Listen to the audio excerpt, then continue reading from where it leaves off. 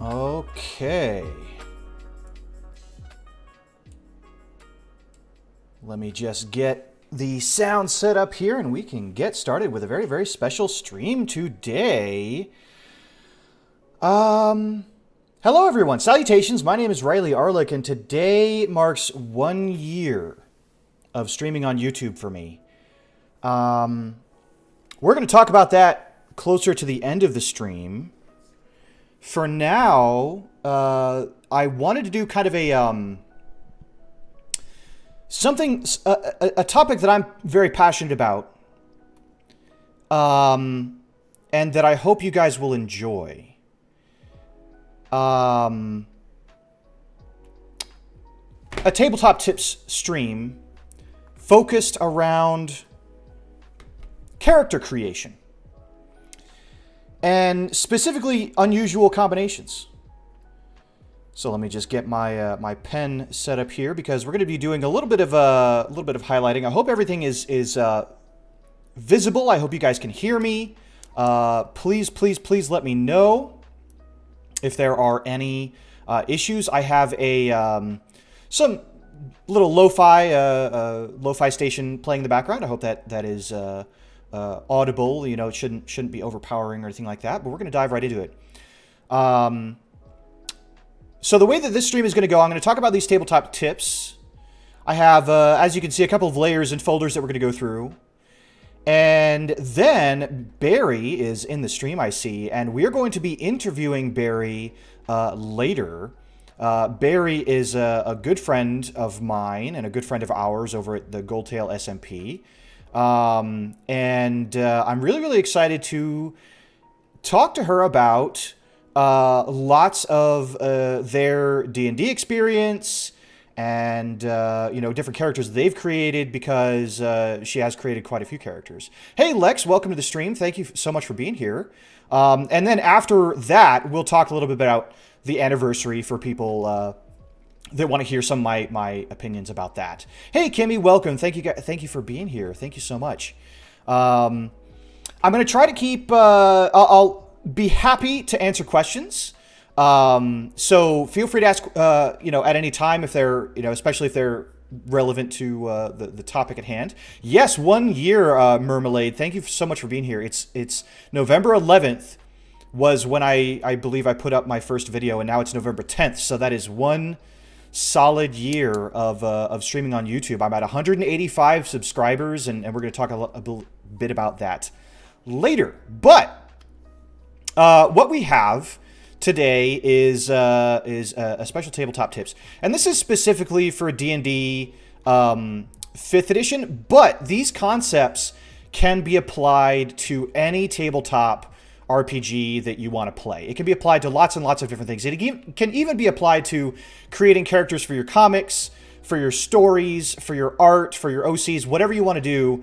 I hope that these kind of help along those lines. Hey Zafane, welcome to the stream. Thank you so much for being here. I don't know if you can tell, I'm a little bit nervous.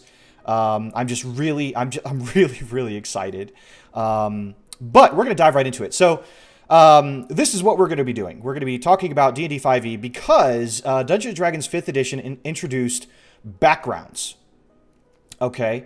When you make a character for Dungeons and Dragons, you're typically going to choose from these 3 things to get started, right? And so you have your race, you have your class, you have your background. Well, today we're not really going to be talking about race. We're mostly going to be talking about combinations of class and background, because in my opinion, these are really what define your character's kind of core personality or core persona, right? Whereas race can almost be applied to any of these other things kind of freely. You know, whatever class, whatever background you have, you can tack on the race on top of that. You could be a lizard folk that's a barbarian that is a hermit. You can be a goblin that is a barbarian that is a hermit. All sorts of things like that. So mostly we're going to be talking about class and background, and then you can kind of apply the race on top of that if you like, depending on what your preference is. The big thing to keep in mind is that none of these are hard and fast rules. None of these are set in stone. Do operate however you operate to make your character. Hey, Arrow, thank you so much. I really, really appreciate you being here. So we're going to dive into the different classes and backgrounds. These are in the core rulebook for Dungeons & Dragons 5th edition. So here we have the classes: Barbarian, Bard, Cleric, Druid, Fighter, Monk, Paladin, Ranger, Rogue, Sorcerer, Warlock, and Wizard. There's also the Artificer now added into later books. We're not going to be talking about that, but same rules apply to all the things that we're going to be talking about. And then the backgrounds: Acolyte, Charlatan, Criminal, Entertainer, Folk Hero, Guild, Artisan, Hermit, Noble, Outlander, Sage, Urchin, and Soldier. We're also Sailor was supposed to be a part of this list, but to keep things even, I just omitted that one. There's also like twice as many backgrounds that they've added. Some are setting specific, some aren't, that they've added in other campaign books and things like that since then. But we're going to start with this because I think these ones are probably going to be the most familiar with anybody starting in D&D. So what I have here is, I don't know if you can see behind my head here, a bunch of layers. We're going to go ahead and make those visible right now. Kablam! Okay. Hey, Jeremy, welcome. These are what I would say roughly the typical combinations of class and background that you're likely to see when you make a character, or you think about, you know, certain combinations of class and race. So we're going to go through these real quick. Oh no, did I? I'm a big dumb. That's okay. We're going to do this the old-fashioned way. So, typically, when you think of Barbarian, make these nice bright lines. Where's my line tool? There it is. All right. Typically, when you think of Barbarian, I think of Outlander. Somebody who is experienced in, you know, wrecking stuff that doesn't have a lot of social grace when it comes to dealing with the typical day-to-day, stuff like that. They're more wild or something like that. Typically, when you think of the Bard, you think an entertainer. They know an instrument, they're good at schmoozing and boozing, and they're good at making people laugh. When you think of the Cleric, I think of an Acolyte. Somebody who has lived in a particular kind of religion or religious background, and they obviously naturally become a Cleric. When I think of a Druid, I sometimes think of an Outlander, and I sometimes think of a Hermit. So I think in this case, I'm going to go with the Hermit because we already put Barbarian to Outlander. Not a big deal. Again, none of this is hard, set in stone kind of stuff. These are just typical things that I think of when I think about these different kinds of classes. The Fighter, classic folk hero. Folk hero being somebody that started out in the classic Luke Skywalker story. They started out as a farm boy, and now they have a greater destiny that they're trying to fulfill. When I think about a monk, this one's a little bit tricky, but sometimes I think of like a sage or an urchin, or something along those lines, or another Outlander, somebody that lives in a temple, perhaps an acolyte or something along those lines. We'll just plop that there for now. Paladin, another kind of religious thing, could also be acolyte, could also be a noble, or a soldier or something like that. You know, those are pretty typical. Those are safe assumptions. A ranger also fits the Outlander, also fits the Hermit, may even fit the Criminal, may fit the Urchin, you know. Hey, Magic Cat, welcome to the stream. Thanks so much for being here. When you think of the Rogue, Criminal, right? Criminal or Charlatan. Those are the things that I think of when I think of the Rogue. We're going to plop that at Criminal for right now. Sorcerer, I think of as a Charlatan. Sorcerers tend to be high in charisma, but could also be a noble that is from a particular bloodline. A lot of sorcerers make a big deal out of their bloodline. We're going to plop that there. Warlocks definitely scream Hermit to me, right? That is, you make a pact with a being that barely anybody understands, and you become kind of an outcast as a result. And then finally, the Wizard, pretty straightforward. You think of a sage, a researcher of some kind, right? So these are rough, fast, quick concepts that are tried and true, okay? Tropes.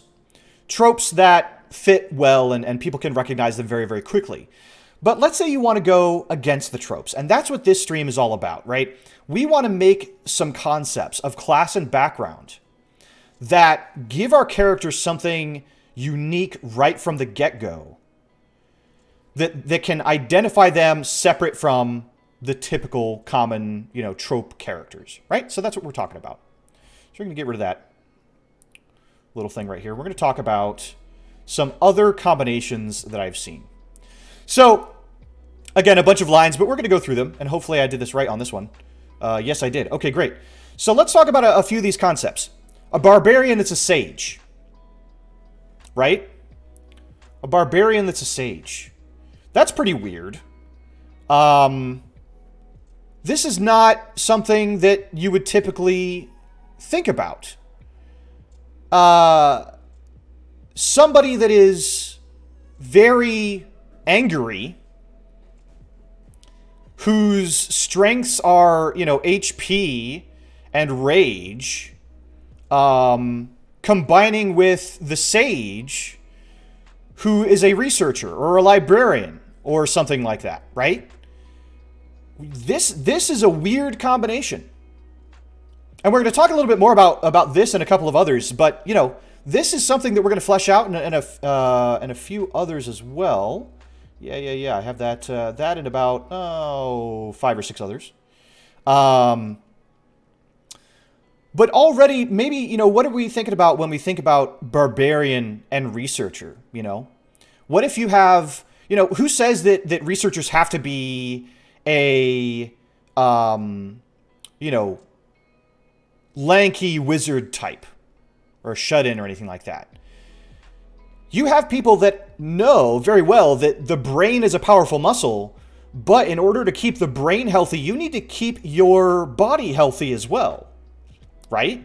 So barbarian that takes that on and says, all right, well, I'm going to make sure that my entire body is strong, including my brain. Yeah, mycologist, a herbalist, something like that. Somebody that goes out and researches various things, but also is used to that hard work. But what if, and we're going to talk about this in a little bit as well, what if you have somebody that is a classic researcher that happens to have a really bad case of OCD, right? What if the source of this researcher's, this sage's rage is because somebody is not obeying the Dewey Decimal System? Right? Let's talk about another one. What about a bard that's a soldier? That's kind of neat to think about, right? I think about, the first thing that comes to mind is those soldiers that have those really, really tall caps that you see in like marching band, and they play the drums with those little drummer sticks. Something like that. So this could totally, they usually have something right there, and they have a very, very straight outfit. But another thing that I think about, and I have a lot of friends that are like this, they will, Barbarian Scholar and Researcher is exactly the Hulk, right? That's exactly what Bruce Banner is. He's a barbarian researcher. He goes rage, but he also knows a heck of a lot about gamma radiation. Regimental leaders and the like, College of Swords bards. Yes, thank you, Dr. Sendril. Exactly. So those sorts of things, but also think about, a bard as somebody that's charismatic, that is a soldier, might also be a decorated veteran, right? That has a lot of, fantastic, accolades and war stories and different things like that. That knows how to inspire their fellows by telling them about, back in my day, this was easy. We fought through the jungle and everything was trying to eat us, and Jensen got, his leg torn off, and that was a good day. Stuff like that absolutely could be your bard soldier. We're going to talk a little bit about that later as well. I mean, that'd be like the guy who have the bulges who basically play the orders out. Yeah, something along those lines. Exactly, Caden. What about the Cleric? What do you think about this line? A Cleric Criminal. Right? Oh yeah, Caiaphas Cain, Hero of the Imperial. He would absolutely be a bard. If you guys know what I'm talking about there. But what about a Cleric Criminal? What about a Cleric that's of the war domain that in a time of peace, in order to properly worship their war god, has to enact acts of war or try to get people to fight each other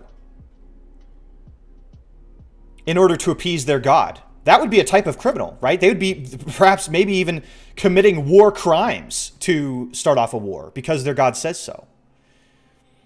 I like the Eldritch Knight, Half-Elf, Sage, Folk Hero with Artificer and Wizard, but that's more about building character. Yeah, we're not talking about min-max. We're talking about, you know, different kinds of unique combinations of character. In fact, a lot of these would probably go against min-maxing in very many ways. Criminal Cleric, I mean, clearly they did something bad in their past and are trying to repent. Alternatively, evil gods and occultists do. Yes, exactly. And one thing that I do want to talk about, actually, let me make a quick thing here.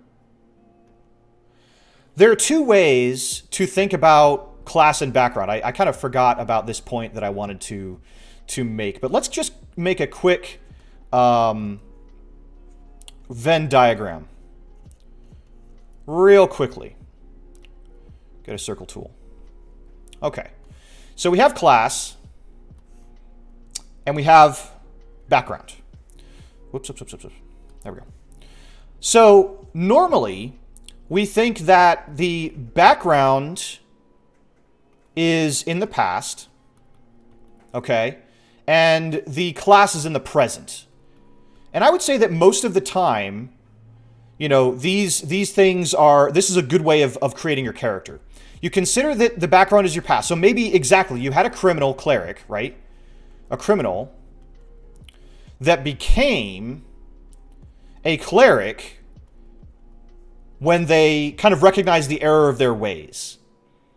And they realized that what they were doing is bad. And so maybe they're trying to repent, make a new life for themselves. They've you know, eschewed their criminal, you know, life, and they've gone towards the light, and they've joined a convent, or you know, become a service, you know, to their god of light or something along those lines. But what if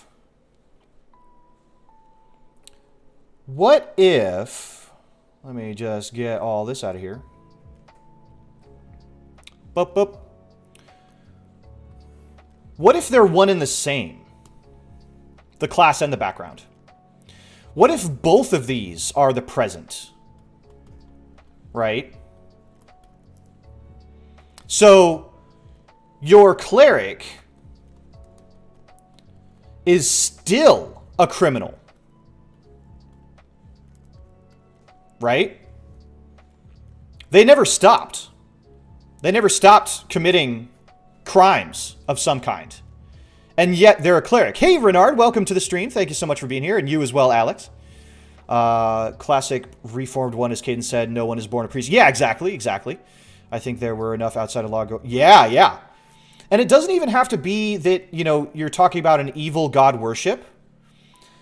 You could be talking about somebody that worships a god of knowledge that is willing to go to any lengths to acquire that knowledge. Or a god of light where the worship of this light is taboo. Right? And a lot of this tends to, like, this is very much a DM sort of, you might want to have a conversation with your DM about this sort of thing. Hey, Wolven, welcome. Thank you so much for being here. Yeah, Nethys, exactly, right? So there's a lot of ways that you could bake this particular class concept together, but I did want to talk about the class and background being a present thing. There's the background in the past, and then the class is the present, but then there's also, they're still one and the same, right? So there's two ways to approach class and background. So we're going to come back down to here. And we've got, whoops. I'm looking at the wrong thing here.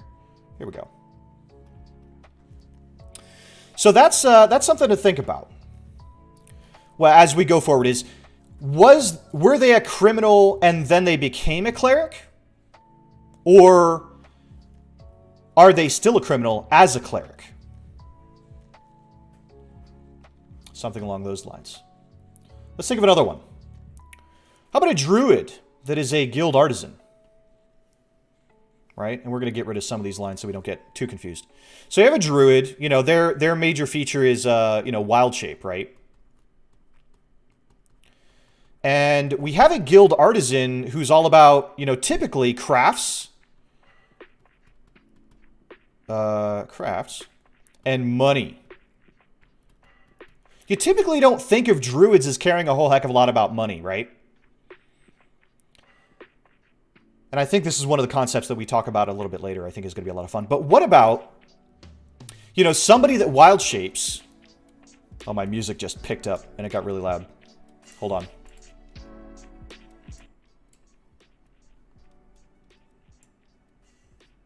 There we go. Hopefully that's still a good sound balance there. So, but what if you have a druid that wild shapes into a wolf to sniff out, literally, particular herbs and medicine to then craft into potions that they then sell for money? Right? You have somebody who, instead of the other way around, where they were an artisan that became a druid because of some, you know, revelation or some guidance in nature or something like that. Instead, you have a druid that became a guild artisan. And that's a defining feature of your character. What about that sort of concept? Let's think about another one. How about a fighter that's a hermit? Now, to be fair, the fighter as a class is a very flexible class. Very flexible. And hermit can apply to just about anyone, right? You could have somebody that is, you know, trying to hone their skills as a fighter out in nature, away from, you know, any distractions, and all these other kinds of things. So, you know, this one is probably the one that I had the hardest, you know, of times matching up with an unusual background, because the fighter can fit just about anything. Oh, the fighter is fun. I'm not saying anything about that. I'm just saying the fighter is a very, very flexible class, right? So, you know, but a fighter that is a hermit, you know, how are they getting their skills? How are they learning their practice, their craft of fighting? So the obvious is traumatized war veteran type. Yeah, that's true.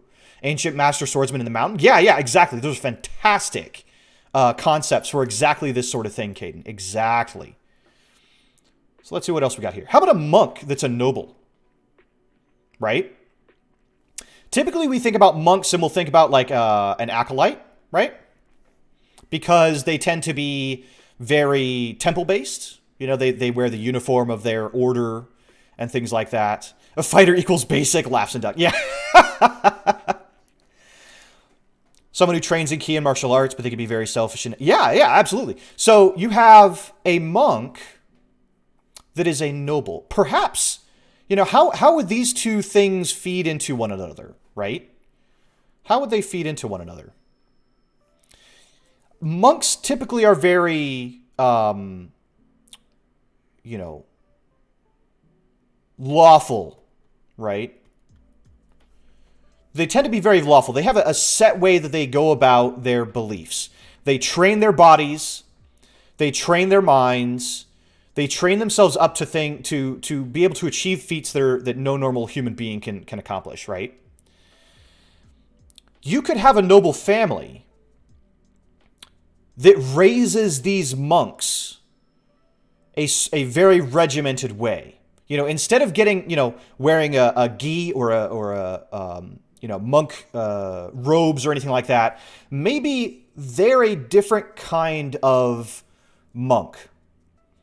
A monk that is all about being the best sort of noble that they can be, really upholding that lawful sort of image of nobility. Instead of, you know, you would normally think a paladin or a fighter or something like that as being that sort of thing, but a noble family that takes their duties of nobility as very, very serious.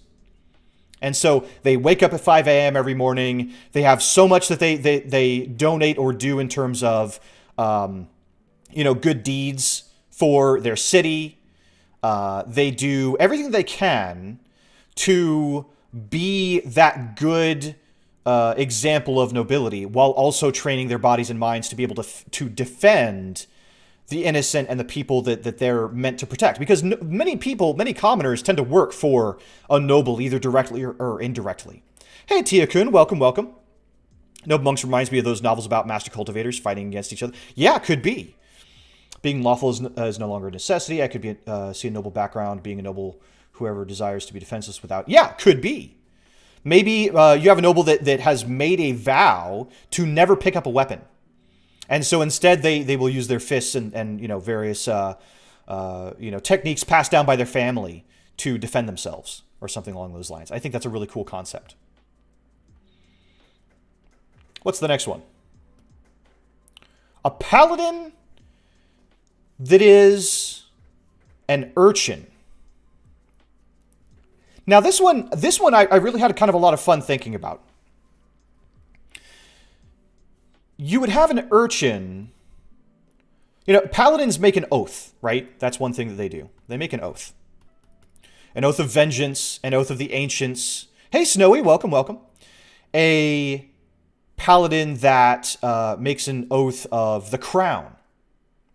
Wouldn't it be interesting to have a paladin that's of the oath of the crown that promises to protect the king or the emperor or whatever, but that eschews any sort of reward or rank and remains an urchin? They live as effectively a bum.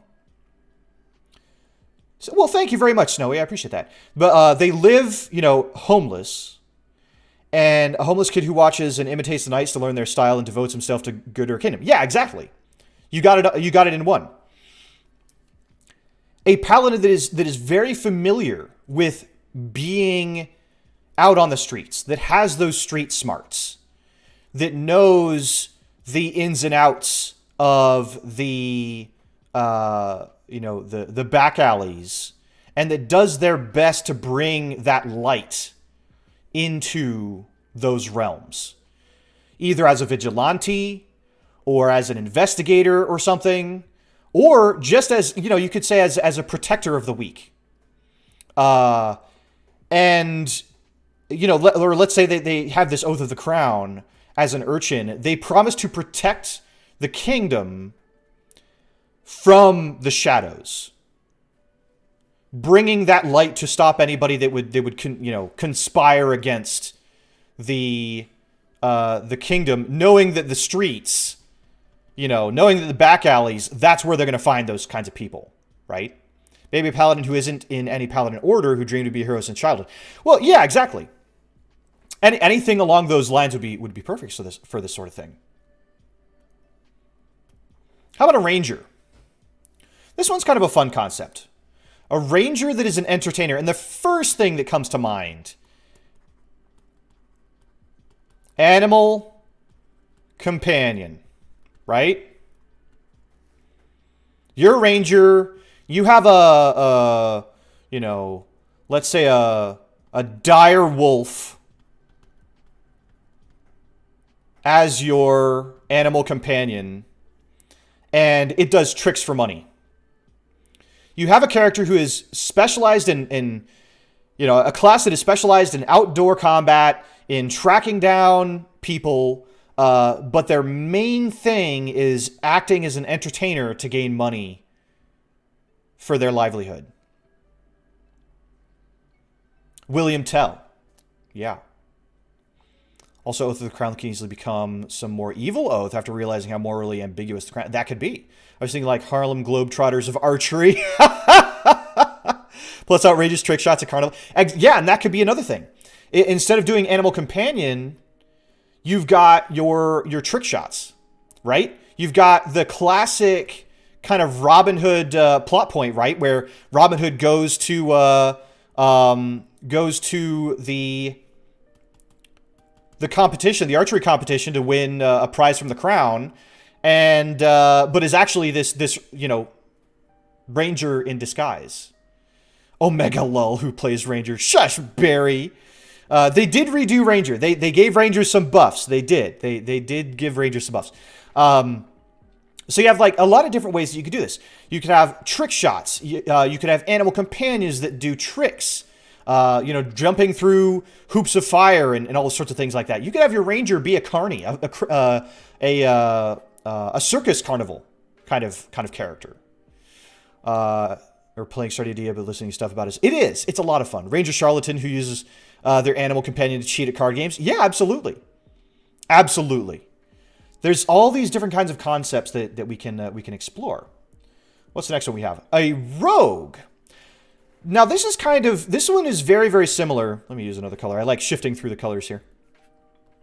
This one's kind of similar to the Paladin Urchin one, right? But from a different kind of angle.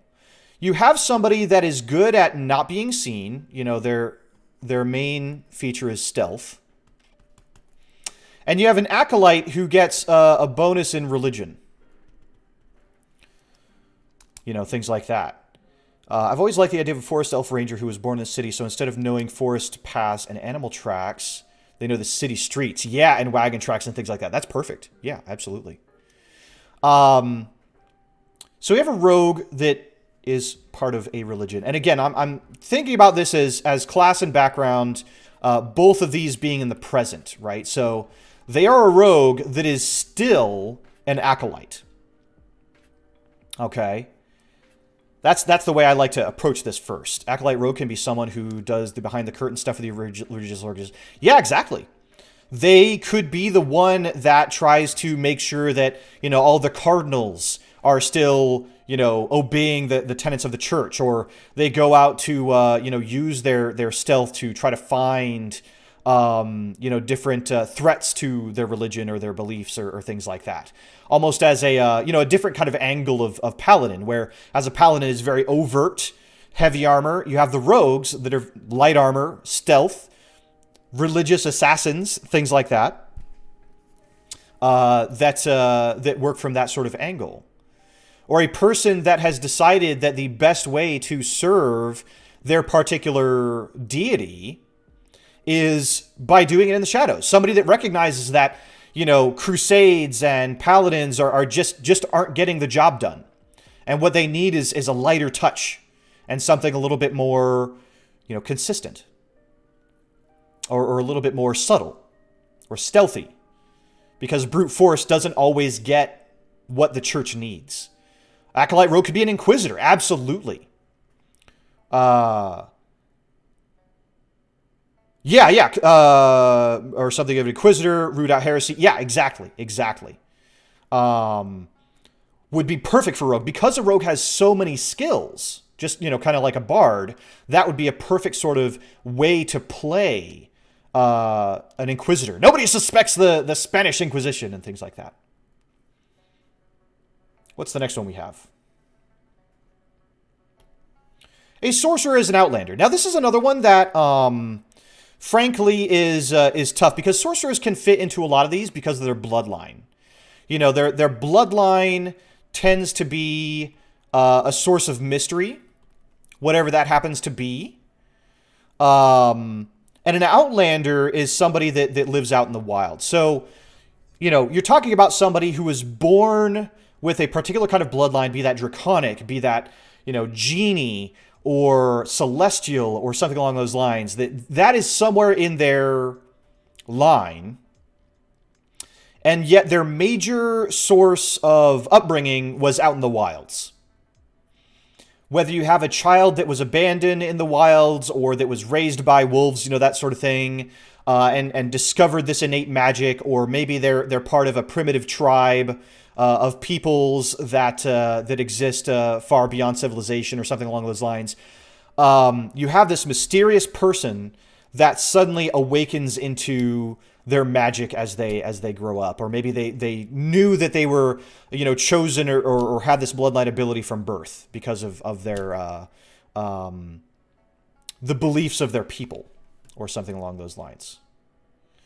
Somebody that's much more familiar with the wilds, or as Caden says, possibly ran away from their home after their magic manifested and thought it was a curse. That's a perfect setting of those sorts of things. So this one is, but Sorcerer is one that I think fits very well into just about anything. They can fit, you know, they're a lot like the Fighter. The Fighter can fit, you know, most of these. I would say that the Sorcerer also can fit into a lot of these as well, because the Sorcerer is defined by their bloodline and magic more than their upbringing, because their magic can manifest in lots of different ways. But that's something to think about. Some different way that you can look at the Sorcerer and bring them a little bit more character.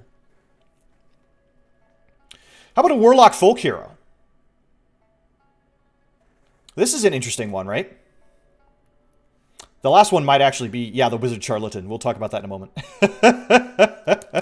Snowy see in the future there.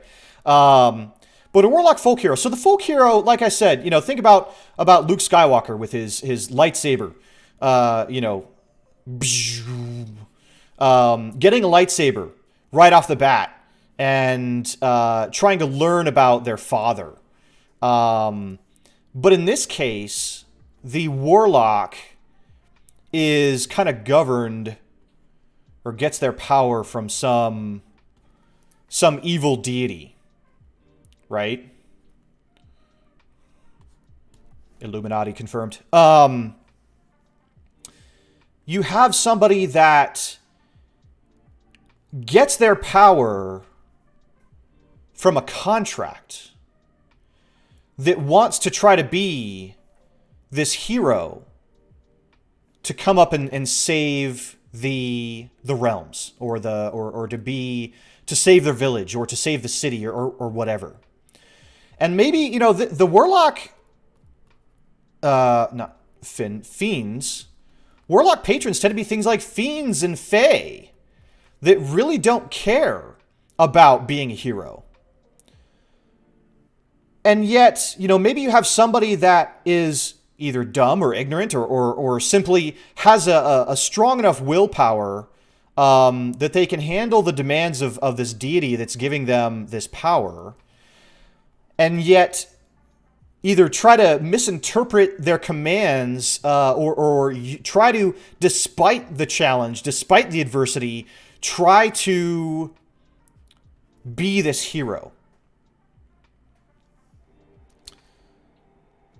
Baldur's Gate 3 beat you to it, Riley. Powerful hero, beloved by all because he sold his soul to a second. Oh, well, fair enough. I mean, I'm not saying that any of these are unique ideas, but they're definitely unusual. Luke Skywalker perfectly fits the inheritor background. Yeah, that's a good inheritor there. It actually came out, I want to say, it did come out in a book. I can't remember exactly what book it came out with. They're not good warlocks. I mean, yeah, there's also things like celestial warlocks. That, you know, follow some sort of angel or something like that. So that would feed very, very directly into the folk hero sort of mindset. But just some other things to think about. You know, are you resisting a fiend or fae patron that you've sold your soul to or made a contract with, and you want to be this hero anyway? Or did you make a contract with a celestial or other good aligned being so that you could become this hero? You know, I think of warlocks as generally being shunned, as having this forbidden magic sort of thing. Eldritch Blast is, you know, I imagine Eldritch Blast as being a lot more similar to, you know, the Sith lightning that you would see out of Star Wars, right? But it's obviously very, very different from that. That's what I like to imagine anyway. But then we have the Wizard Charlatan. This was mentioned a moment ago. And who mentioned it? Yeah, Alex. Charlatan Wizard. transmutation, right? Obviously, right? You have a wizard that is really, really good at manipulating people to sell worthless things for a whole heck of a lot more. That's one way to look at it. But what if we looked at it a different way? What would a wizard charlatan be like if their specialization was abjuration? Right? Abjuration is the ability to protect people. Right? So how would you turn protecting things and people into a scam? The immediate thing that I can think of is, oh, sorry, the spell ran out. If you want me to cast this spell of protection again, you're gonna have to pay me some more money. Or what if we had a necromancy?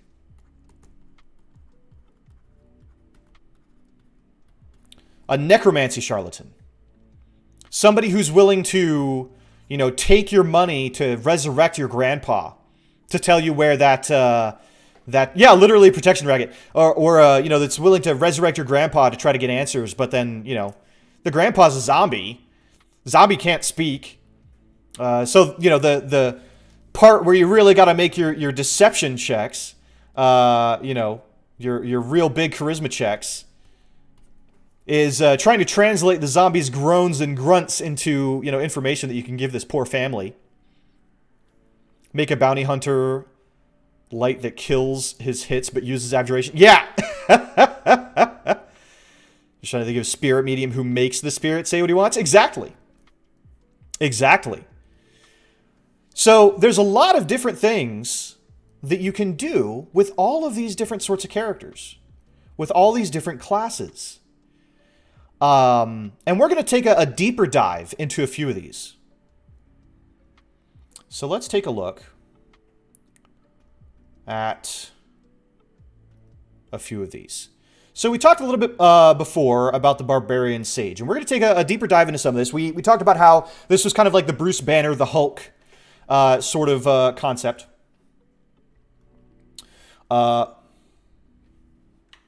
Oops, wrong button. There we go. And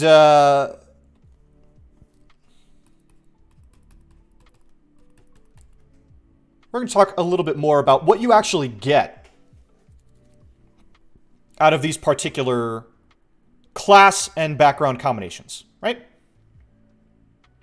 So the first is your features, right? So as a sage, you get the researcher feature, which allows you to know where you can find a piece of knowledge, where you can find a person that knows that piece of knowledge. You work with your DM to figure out where that piece of knowledge is and how to get it relatively efficiently, which is great. If you're hunting for any sort of information about literally, any sort of arcane mystery or any sort of local knowledge or anything like that, you know where to get it. You also get an Arbor Defense, which is really, really great, especially for a researcher, because as a researcher, you don't think about, wearing heavy armor, right? So this kind of works hand in hand. You can still be very, very tough despite not wearing any armor. That kind of works very well. You can wear typical librarian robes and still be a researcher. Now, the thing where it gets really, really interesting is obviously Rage, but also the Primal Path that you get at level 3. And there's quite a few of these that you can get now with some of the expanded content. Let me see if I can grab this up real quick and just kind of read some of these off. So with the Barbarian, you have Path of the Ancestral Guardian, for example, where your power comes from an ancestor that comes to protect you. Path of the Battle Rager, Path of the Beast, Path of the Berserker. A lot of these tend to be things that are very chaotic, very wild, very unpredictable. that don't necessarily fit in with being a researcher, but that you can find ways of fitting that into your background. So, for example, Ancestor Guardian. Literally ask the people who were there how things went down. If you have an ancestor that lived, 100 plus years ago, and you're looking for, ancient knowledge for your, or ancient cultural knowledge or something like that to explain the ruins that you're seeing, maybe you and your DM can come up with a way that you might be able to communicate more directly with your ancestor. And a lot of this, I think, also comes into what kind of researcher are you? Now, funny enough, they've added backgrounds for things like archaeologists and anthropologists, which are a little bit more specific. But that also can be baked into your archaeologist. That can be baked into your barbarian as well. What if your Primal Path is aspect of the beast? And there's a way that you can tie that into being a better, being able to sniff out the particular kinds of metals or locations where certain things happened, using some sort of beast sense that you gain out of that. In fact, another character that would fit this is actually the Beast from X-Men. Would be a perfect example of a Barbarian Sage. So again, it's not necessarily a unique concept, but it's a very, very fun one to think about. Think about how you can bake in your Primal Path into being this researcher. And so I wrote, and then the other one that I was thinking of mostly when I came up with this idea is a scholar with a bad case of OCD. So again, I kind of said this before that, maybe their rage, this is how it manifests, right? They get really, really ticked off if things aren't done a certain way. And they feed into that. So if you want to get your barbarian to, your barbarian sage to rage so that they can be a better fighter, reorganize their backpack. Or something like that, right? Find whatever their rage trigger is and tip it off. One really cool idea that I had that I kind of wanted to doodle a little bit. What if you have a barbarian, whose weapon is this warhammer? You have this massive warhammer that's all, pretty basic, right? Because I'm drawing quickly. But what if this warhammer was a gift handed down from, generation to generation and has a specific lock that your researcher is trying to uncover. And inside of this is a book of forbidden knowledge or special knowledge or something that then needs to be, translated to give you insight into the campaign. This is a great concept that you can work with your DM to flesh out, right? Where your weapon now that you're trying to study becomes a part of your character and also works as the main weapon that you have. And that's one thing that I really like about D&D 5th edition in particular, is that the weapon that you start with, that you pick, generally isn't replaced. You can keep that weapon all the way until level 20 if you want, because you're really not going to find like a +5 warhammer that's going to replace your starting gear, right? You're not going to find a Vorpal enchanted bunch of other kinds of things. Obviously, those magic items exist, and depending on your DM style, you may find something. But it's much easier to have this sort of tie-in remain with you for a lot longer through the campaign. So that's one concept. Let's talk about another one. I've got a couple of these planned here. A wizard acolyte. Remember I talked about a wizard charlatan. I'm mixing it up this time, right? So wizard acolyte. this would be someone that has a religious belief of some kind. After all, as an acolyte, you get, proficiency in religion.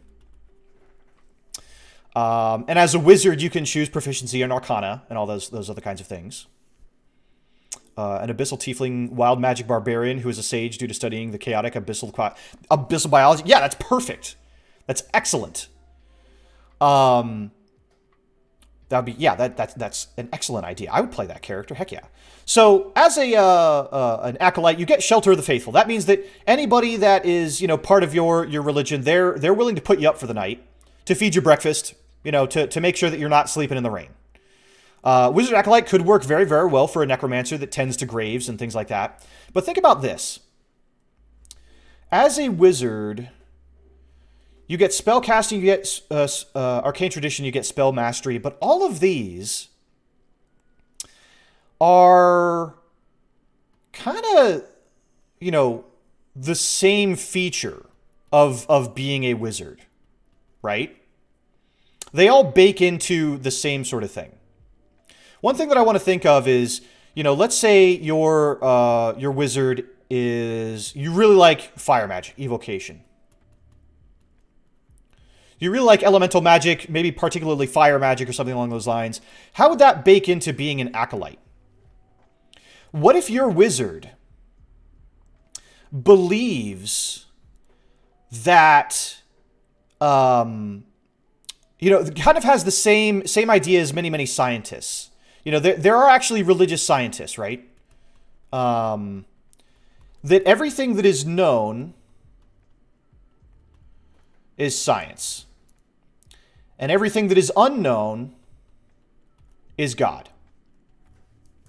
Okay?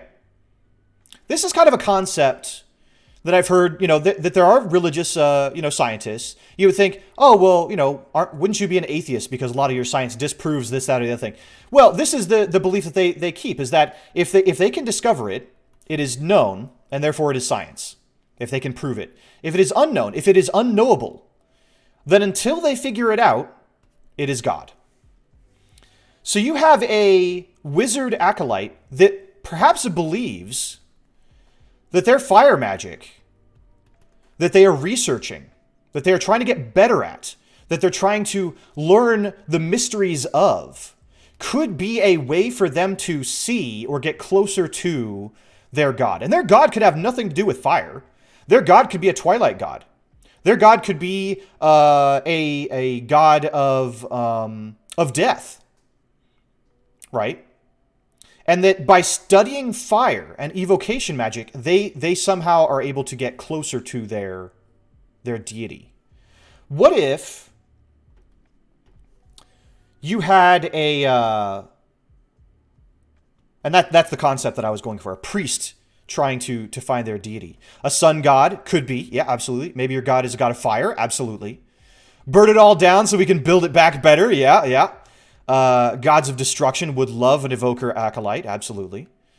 Magic deity is sort of a gift of god magic. Yeah, it definitely, a lot of the magic comes from, the various realms that are generally kind of overseen by gods of different kinds. And it could also be, this is kind of the idea that I had with this, is you have a wizard acolyte, right? So they're a wizard, they know arcana,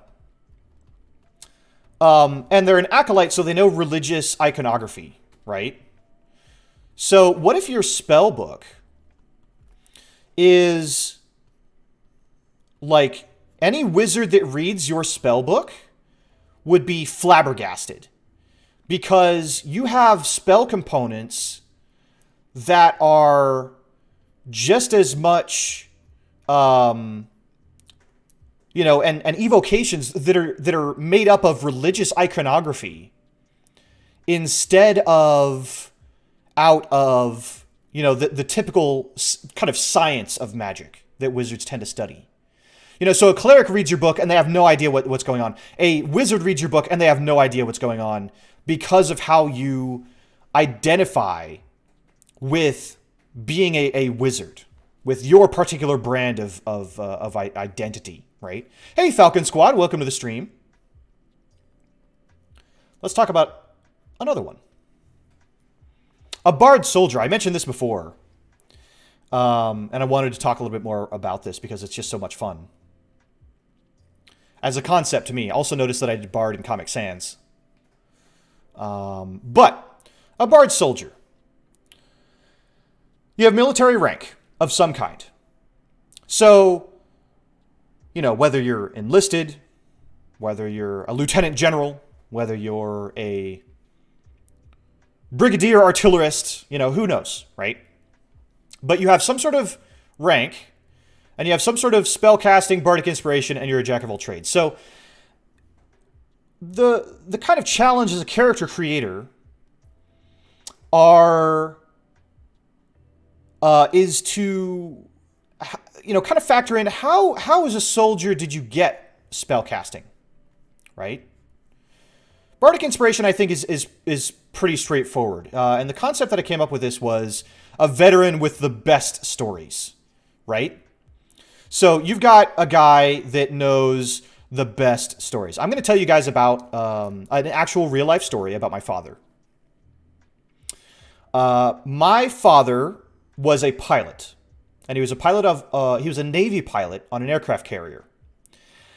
And he went by the name Kato from the Pink Panther because he would jump on people and surprise them when they were least expecting it. And so he got the call sign Kato. So he was a pilot. He got the call sign Kato. And there was a time when he was deployed to Japan. And when he was deployed to Japan, they came up with what was called the Kato Surprise. Okay. Now, the Kato Surprise involves a couple of things, right? So one thing is that it involves alcohol. So, you know, don't drink alcohol unless you are of age, depending on your country. But it involves alcohol. It involves some mix-ins, and it involves a blender, right?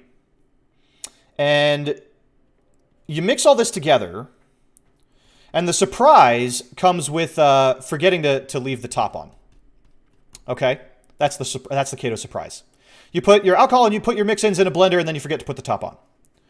Now, one day, my father got drunk, and he had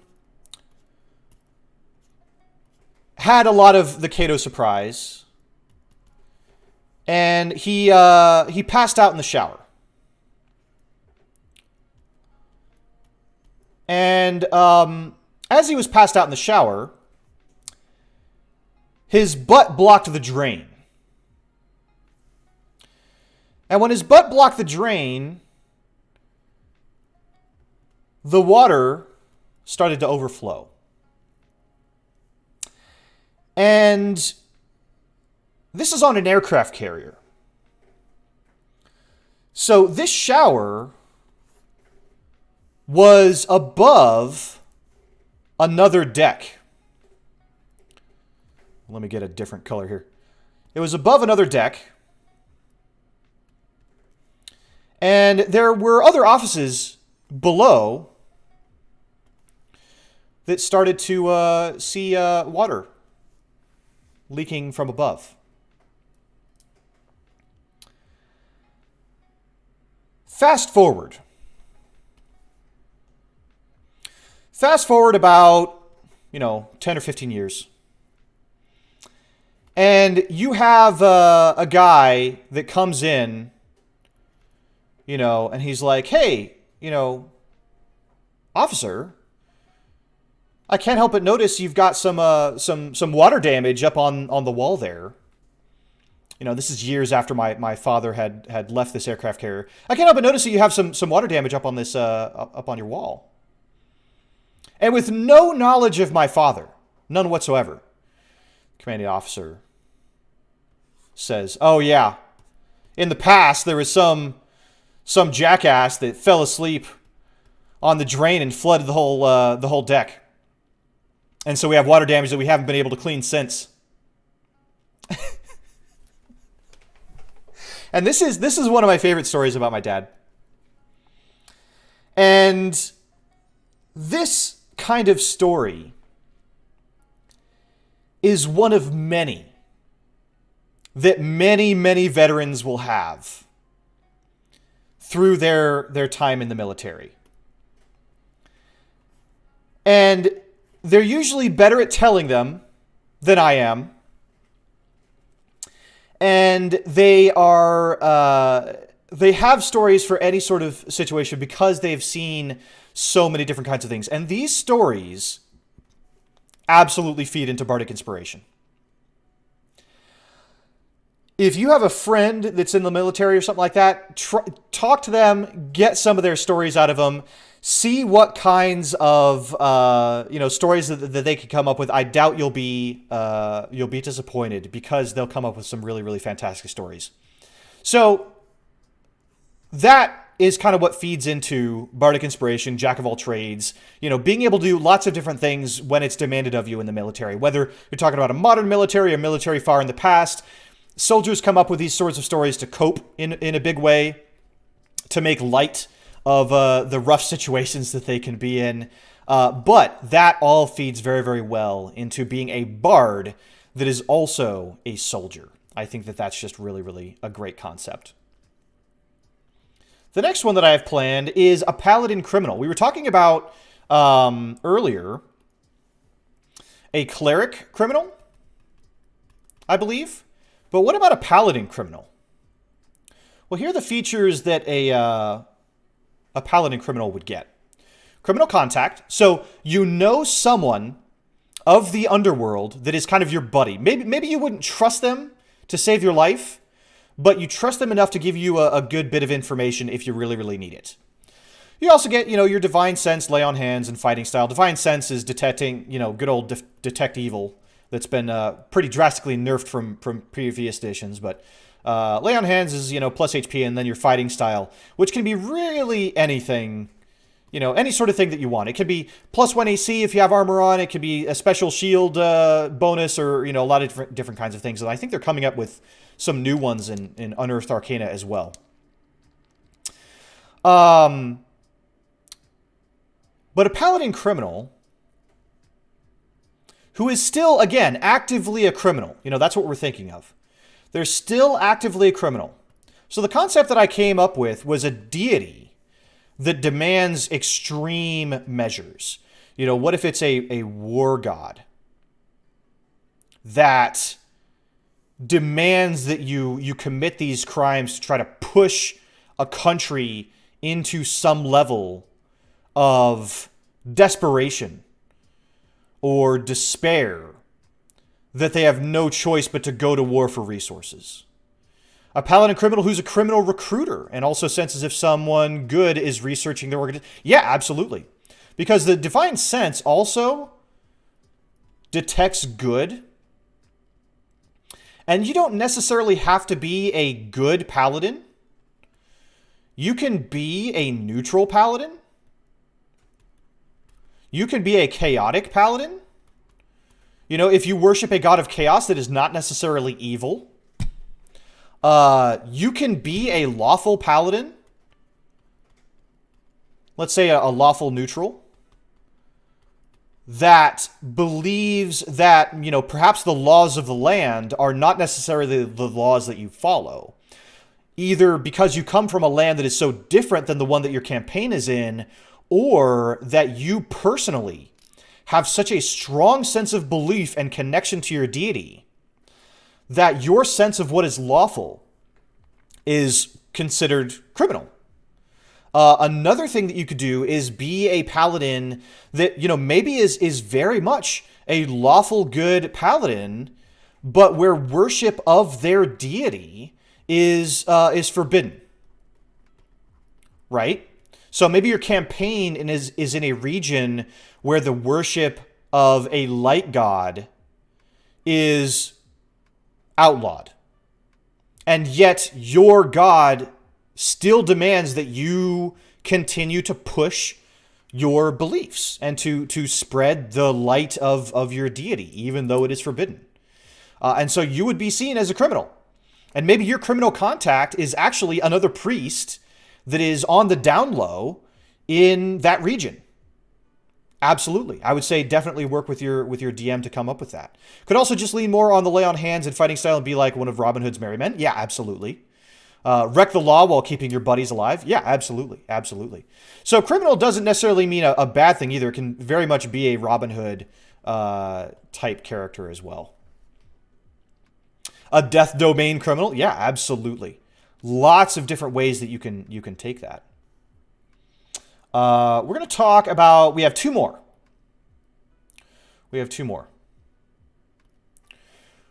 One is a Warlock Entertainer. And then after these two, I'm going to invite Barry into the call here. And we will interview them about their own D&D experience, which I'm really, really excited to get to. So, Warlock Entertainer. Now, we talked about a Ranger Entertainer. And one of the big things about a Ranger Entertainer is this idea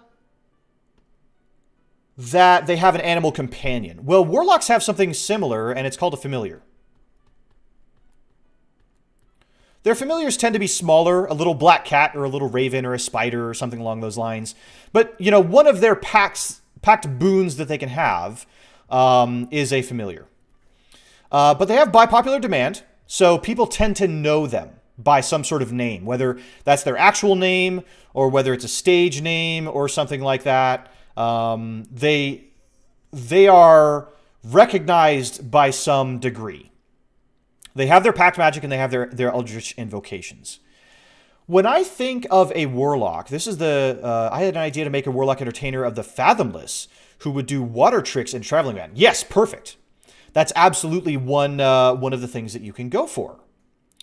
One of the ideas that I had was to have a charisma that is forced to use charisma to blend in.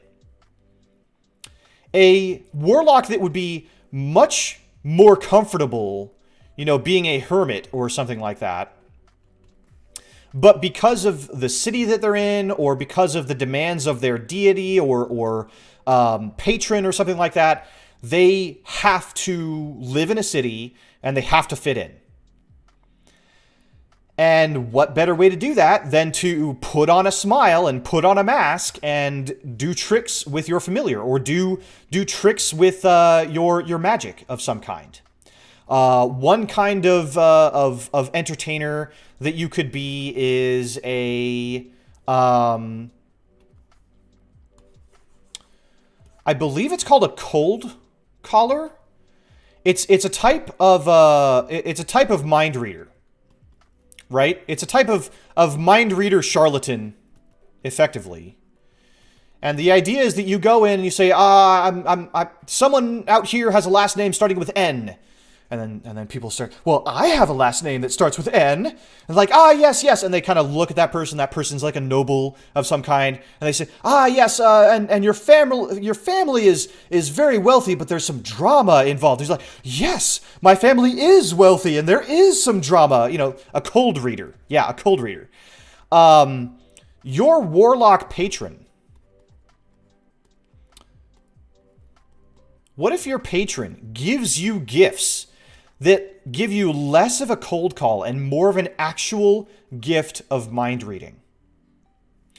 And instead of giving good advice to those people, you know, ways that they can mend their relationship or things like that, what if you use this gift that you're given because your deity demands that you give bad advice to these people?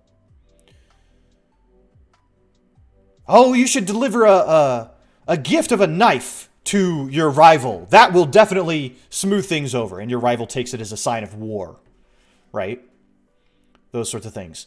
You know, because many patrons, like I was saying with, Fae and Fiends, they would rather see, drama unfold. Things get crazy. Things get chaotic rather than, relationships mended. And so you have typically warlocks have a pretty high charisma score in order to blend to kind of make the deal in the first place with their patron. But you can also use that charisma to be an entertainer of some kind. I think that's a really, really great concept. One more. I mentioned this a little bit ago, but a Druid guild artisan. This was one of the other concepts that I had. So you have guild membership. In other words, there is a particular guild that you follow that you participate in with some sort of craft. So that craft could be wood carving, it could be leatherworking, it could be many, many things that many druids are okay with doing. It could be selling herbs, it could be making natural medicine or potions or things like that. It doesn't have to be metalworking or anything like that. Many, for example, one delicacy in many places are truffles. But truffles are kind of hard for people to find without a particular trained animal. Usually a boar or something that is very, very good at finding those truffles because they have a really, really good snout for it. What if you're a druid that sells food, right, as part of your, or sells herbs as part of your guild membership, and you use your wild shape to give you the benefit over your competition when it comes to finding herbs, finding foods, maybe even sniffing out people that have an illness. Many canines and felines can actually smell when people are ill of a certain way. If they have some sort of preventative disease that, if they take a proper vitamin that your guild membership, your guild sells, you can target those people as a druid and A, be helping them, and B, be supporting your guild. Someone who transforms into an animal to better understand them, to improve their paintings. Absolutely. They sell pieces of artwork. Maybe they work with an artist and use their wild shape to pose for artists. Because it's so hard to find a trained animal that would be willing to sit in position for hours at a time to let, people paint them in all sorts of different ways. So there's a lot of great ways to use wild shape to your advantage, but you can also use your druid circle to your advantage. One is the circle of the shepherd, which is all about guiding younger animals to be healthy and be raised properly. You could use that to help make sure that a farm has healthy livestock, or that your guild's hunting foxes are healthy and well, or any sorts of things like that. Druid guild artisan who transforms into elementals to forge armor with fire and do something underwater. Yeah, absolutely. Because the wild shape is not necessarily limited to animals. I think the circle of wildfire has certain levels of fire magic baked in as well. If you work for a forge or a blacksmith and you're better able to summon, fire elementals to help with that work, that could be, huge. So these are all, because normally, again, the reason that I'm bringing these up is because normally you might not think of some of these concepts on their own, because druids tend to, favor being outlanders or outcasts or hermits or things like that don't necessarily get along with people that are in a city because of their distaste for metal, or because the deity that gives them their power, their nature deities, don't tend to lend them towards making money or making deals. But you can absolutely build a lot of these really, really fantastic characters with some of the aspects of D&D character building. So let me see if I can find, oh my goodness. That is a lot of what I wanted to talk about. We are now going to bring the cat in and interview them a little bit. Let me just get something set up real quickly. I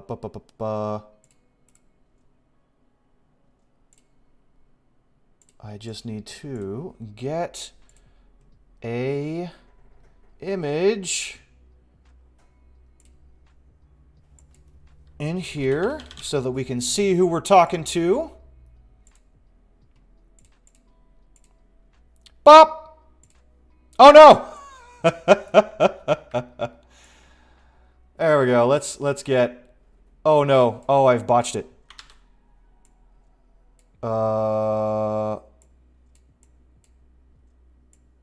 What the heck did I do? Oh my goodness. Oh, he's huge. She is so big. There we go. There we go.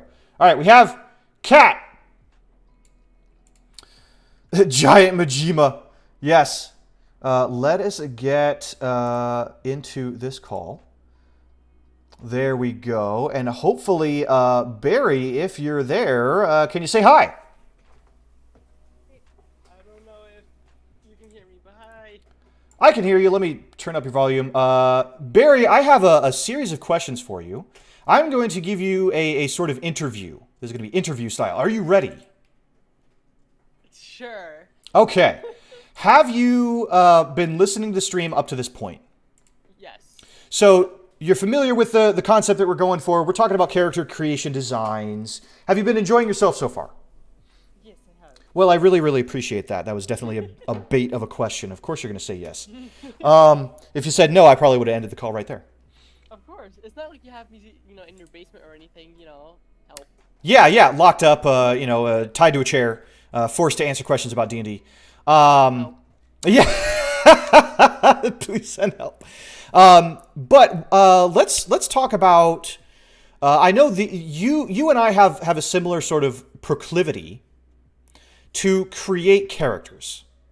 Mm-hmm. You and I think we've bonded over this in the past about creating more characters than we know what to do with. Yes, definitely. Yeah. So tell us a little bit about your D&D experience. How long have you been playing Dungeons and Dragons? Well, Or other tabletop role-playing games? I didn't really get into D&D until 5e. Okay. I've been I guess you would call it co-DMing with one of my cousins for D&D since probably about edition 3.5. Oh, wow. Okay, so we're talking about, what, 8-10 years? Yeah. Yeah. But I never actually played as a character until probably a year ago. Is it? Because- Okay. But, it wasn't because I was a forever DM. It was just because I always just enjoyed telling stories with my cousin, so it was that's what I wanted to do. Yeah, absolutely. So I never really focused on doing actually playing a character. Oh, is Majima... Oh, hold on one second. I guess you are ultra quiet. So let me see if I can adjust the audio just a little bit here. Okay. In fact, we're going to turn off the background music for a bit so that I can turn up your volume. So thank you, Alex, for that heads up there. So Majima... now, it's Barry, right? Where did Majima come from, just out of curiosity? Yakuza 0. Yakuza 0. Okay, that all makes sense. That all makes sense now. Hopefully that is a little bit of a better volume. Let us know, obviously in the comments, and hopefully we'll have a smoother interview. So you've been co-DMing with your cousin, you said. Yes. Okay.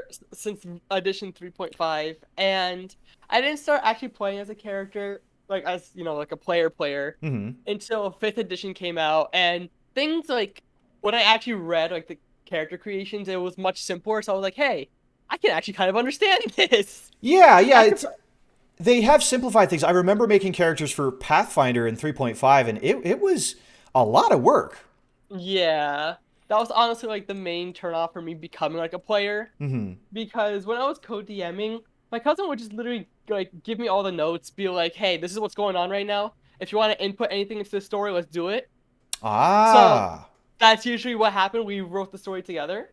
Okay, so that was a really collaborative effort that you had with your cousin. Yes. That's fantastic.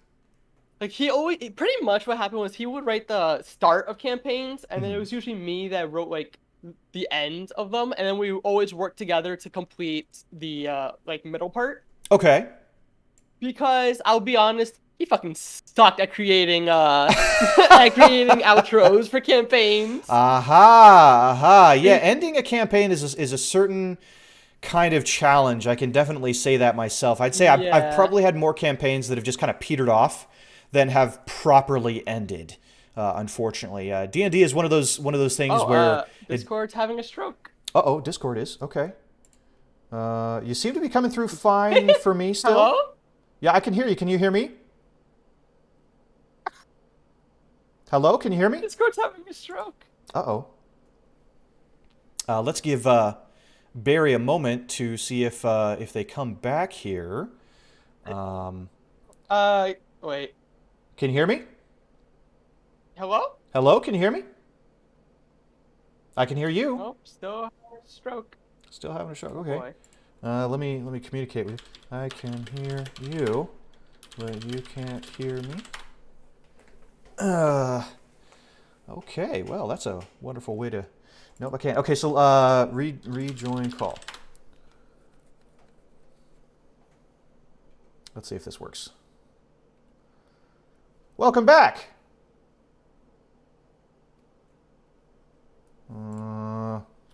Try collab 1. Okay, so Barry is gonna restart the internet. Yeah, it wouldn't be a stream without scuff. But I guess while we're waiting, I'm going to talk about a little bit of my experience as well. While they come back, I've been playing D&D for about the same amount of time since 3.5 roughly. So about 10 to 12 years.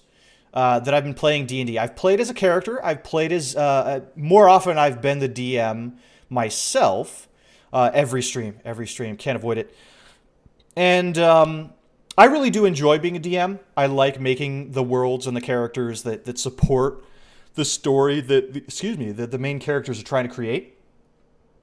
And Barry, are you back? Wait, hello? Yes, I think I can hear now. Yay! All right, I can hear you just fine.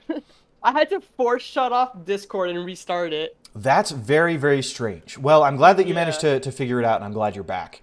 So we were talking about the collaborative effort that you've had as a DM for several years.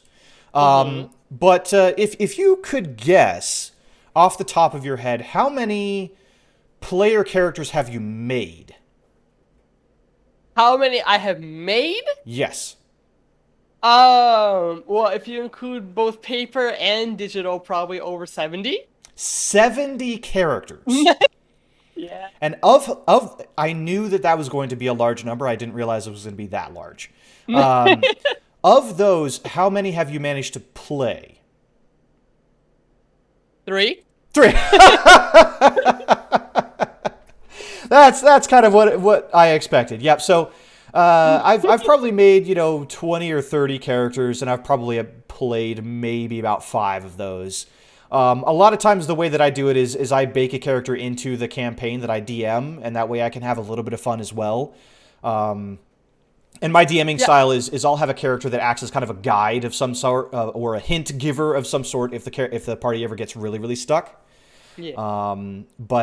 So those 3 characters that you've played, can you run down the race, class, and background combination that you made for each of those characters? Okay. Oh boy. All right. I have a Dice Cloud open for this. Oh, good. All right. So the first character, because they're actually in alphabetical order. Mm-hmm. Well, not alphabetical order, but like the order in which I'm using them right now. Okay. So my first character's name is Pola. She is a goblin monk sailor, but it's the sailor pirate background. Oh, they're a goblin. So they're a goblin monk pirate. So what was the theme that you were going for with this character? Well, It was more I was trying to go with the campaign kind of setting at the time Okay. more than actually trying to make sense with the character. Ah, so Be- what was the setting theme that this character was fitting into? because so the campaign basically right now is about like there's a mist, an unidentifiable mist that is basically corrupting and destroying any kind of land or creature that it like passes over. Oh. So it is like my party's job to go into the mist and figure out what's causing, the mist to spread. And Aha. but the thing is, the mist has also been causing issues out at sea. So Okay. ports have been closing and ships have been crashing nonstop. Hmm. So So this my is your character is character to fit into fixing. that particular setting. Yes. That's So brilliant. basically, my character's background is that they were with a group of pirates called the Silver Snakes, Mm-hmm. and basically while they're pirates, but they're not like fully like typical normal pirates. They're more of like they just love the combat aspect of The being a combat, pirate. the, So the free life of being a pirate. How much yeah, booty have they plundered? they actually have destroyed more pirate ships than actual like merchant ships. Okay, all right. So that they're definitely on the better side of things, and Yeah. you've made a goblin monk pirate to fit that theme. That's excellent. Okay, Yes. so tell me about the second one that you've actually managed to play. Okay. The second one I have managed to play so far. Her name is Tiki. Okay, She is race, a class, background. she is a kobold Okay. artificer far traveler. Oh, okay. So the artificer, artificer, however you pronounce it, I'm not really sure. Is a particular class that's pretty focused around tinkering. Now, those have a set of subclasses, right? What was the Yes. subclass you chose? So for Tiki, honestly, at first I was thinking about going alchemist, but Mm-hmm. then once I learned more about the party that I'd be with, I actually went for a battlesmith Ah, subclass. okay. And the battlesmith, I believe, has a. Is that the one that makes the power armor or no? That is the armorer. That's the armorer. Okay. The battlesmith has the steel defender. Ah, that's the one. So Yes. what was Tiki? It was Tiki, right? Yes. So this kobold artificer far traveler, what was their steel defender based off of? The dwarven spider from Skyrim. Oh, brilliant. Oh, brilliant. I know those spiders unfortunately well. Yes. They what a bane that they are. So this far traveler, what was so you were going for a particular theme with the class already as a battlesmith, but how did you bake that into being a far traveler? So, well, it's kind of like there's a lot like for the reason I chose Far Traveler, so I probably have to explain the background a bit for my character. Okay. So basically, my character, you know how kobolds stay in like packs and caves and stuff like I am that. very familiar with the lives of kobolds. Yep. Yes. So, what ended up happening was Tiki was like the smith for a kobold group. She would make crude weapons so that way they could trick adventurers to come to the cave and like kill them, take their loot and stuff like that. Mm-hmm. But the chief kobold, all of a sudden, who was also Tiki's brother, started going crazy. Oh. So he started killing off basically members of the own tribe. Okay. And That's kind of a big deal. yeah. So Tiki basically was trying to run away at the time, but knowing that it was her brother, and she kind of didn't get along well with him. Mm-hmm. So instead of running away, she turned around to face him, and Ah. instead she decided to fight him, which she ended up winning and killed him with his own hand axe. And Ah. when she killed him, basically the magic that was within the brother went into her. So and Okay. then since she had no tribe to call her own anymore, and she had no clue what the hell this magic even was, she decided to leave the life of living with like in a pact and became a far traveler so she could try to figure out what the hell just entered her body. I see. Okay. Okay. So yeah, you've definitely it feels from the way you've been telling it that you started with the story and probably maybe the class concept, and then made the background fit that. Yes. Right. That's pretty Excellent. much what I Excellent. did. Alex in the chat says, I once thought about making a drow battlesmith with a snake construct, which is a very clever idea. Also, a kobold artillerist who makes wooden dragon totem constructs, which would be a fun concept indeed. And thank you very much for dropping by, Tia-kun. I really, really appreciate that. Okay, so what was the third character that you have actually managed to play? Okay, so this character, I will say, it's extremely out there. Okay, I'm here for it. Well, I'm saying this because what do you call it? The background, I kind of had to twist a little bit because of this is the one character where I made the description of the character first. Okay. And then worked around everything else. Okay. So this character's name is Garnet. She is a tiefling rogue. Her background is an entertainer, but I twisted it so it's more of a bed entertainer. Are we about to go into not so say so land? Yes. Okay, so I'm gonna stop you right there. Exactly. Yeah. Okay. So, but it was a rogue entertainer and a very particular kind of entertainer. Yes. That we're not going to go too far into. Definitely a clever concept. I mean, that's kind of the great thing about these fantasy worlds is that there's a certain profession that they call the oldest profession, right? And that's how that goes. Well, those sound like very fascinating, very fun characters to play. And again, you've made another 70 or so on top of that unfortunately you haven't been able to play.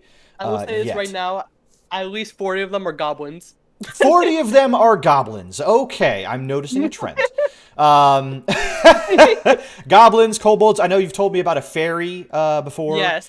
Yep. And I have a fairy sorcerer. So would you say that you have a sort of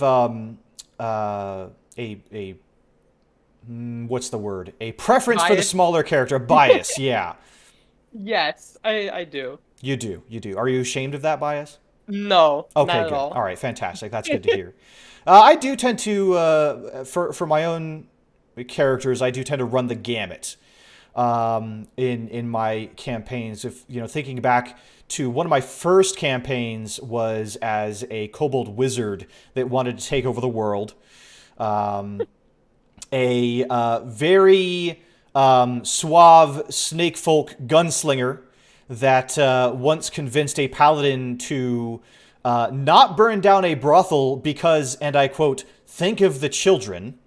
Think of the children. Yep. And then more close to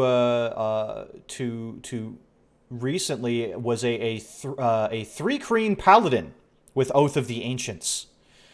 There was also a far traveler.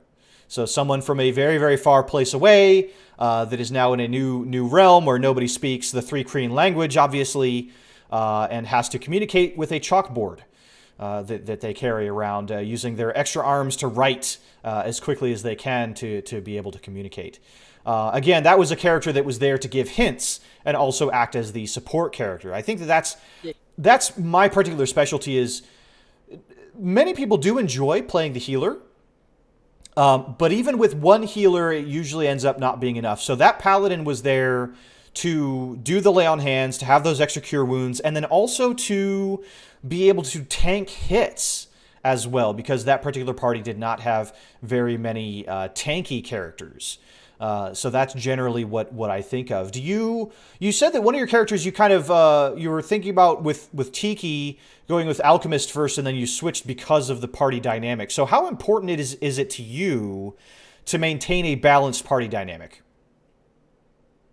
I would say not too important. In my opinion, as long as you have one healer and one primary DPS, the other two, usually D&D's played with 4 people as the players. Sure, yeah. So I usually go off of just a party of 4 normally.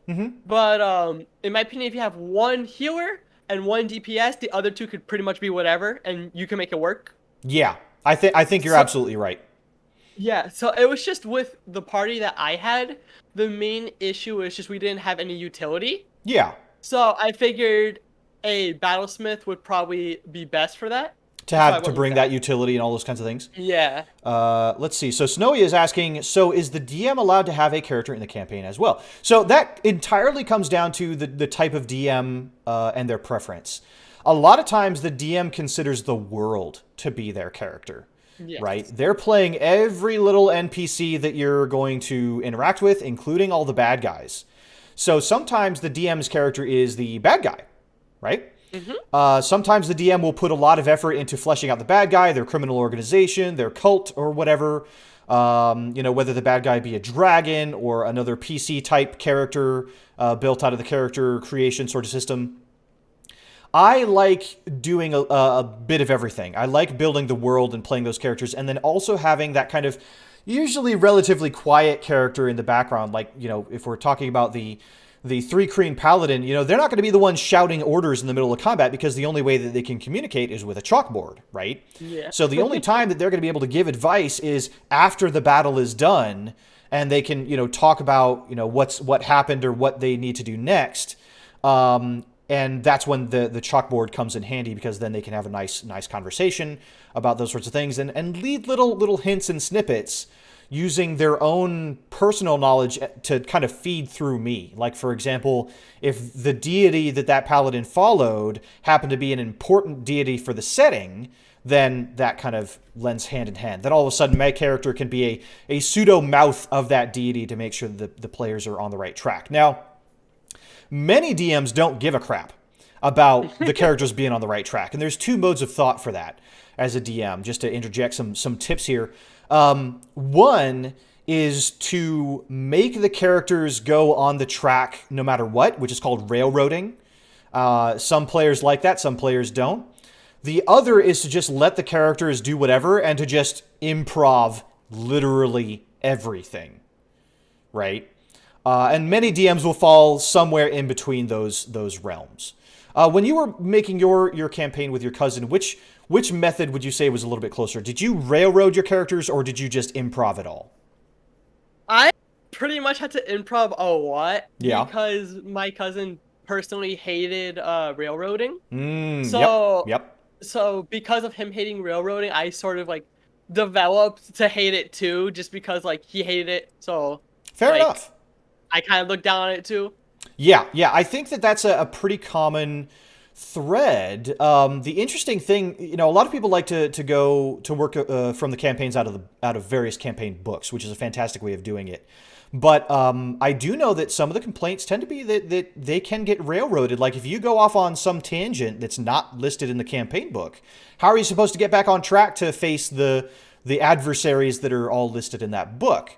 But it's also, in some of those cases, a necessary evil to make sure that you're getting all the content out and leveling appropriately and getting to the plot points. Yeah, and so yeah. I was going to say, that reminded me of the first time I played Starfinder.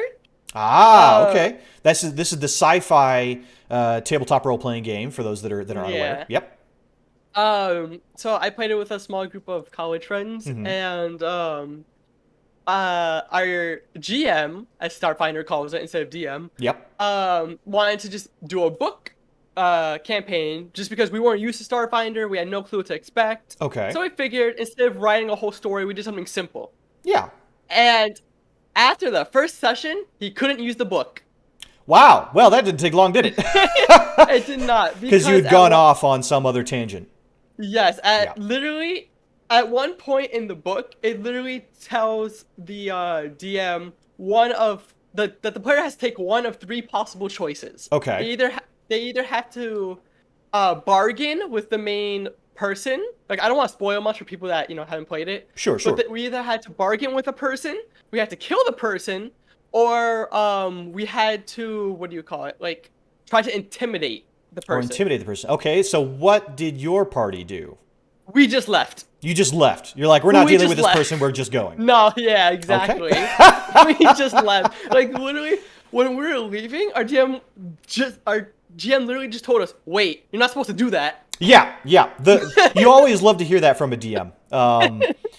So when you have, this sort of thing happens often. And you and I both have been watching Critical Role, right? The newest season is out. I've been really, really enjoying that. I had not watched season 1 or 2, so I'm kind of glad that they started fresh with campaign 3. And I was really, really stunned to see that they had made so many episodes. But you can tell that especially now that all of the players have brand new characters, and there's 8 players in this campaign, and they're trying to feel each other out, right? There are many of those times when all the characters, all the players are looking at each other like, oh, what do we do now? They're throwing out suggestions and none of them are really landing, because they're still trying to figure out what their character would do in that sort of situation. Yeah. In those quiet times, thinking back to you and your cousin DMing, I'm sure that you've had those times. What was your preferred way of kind of helping the party keep the pace or move along?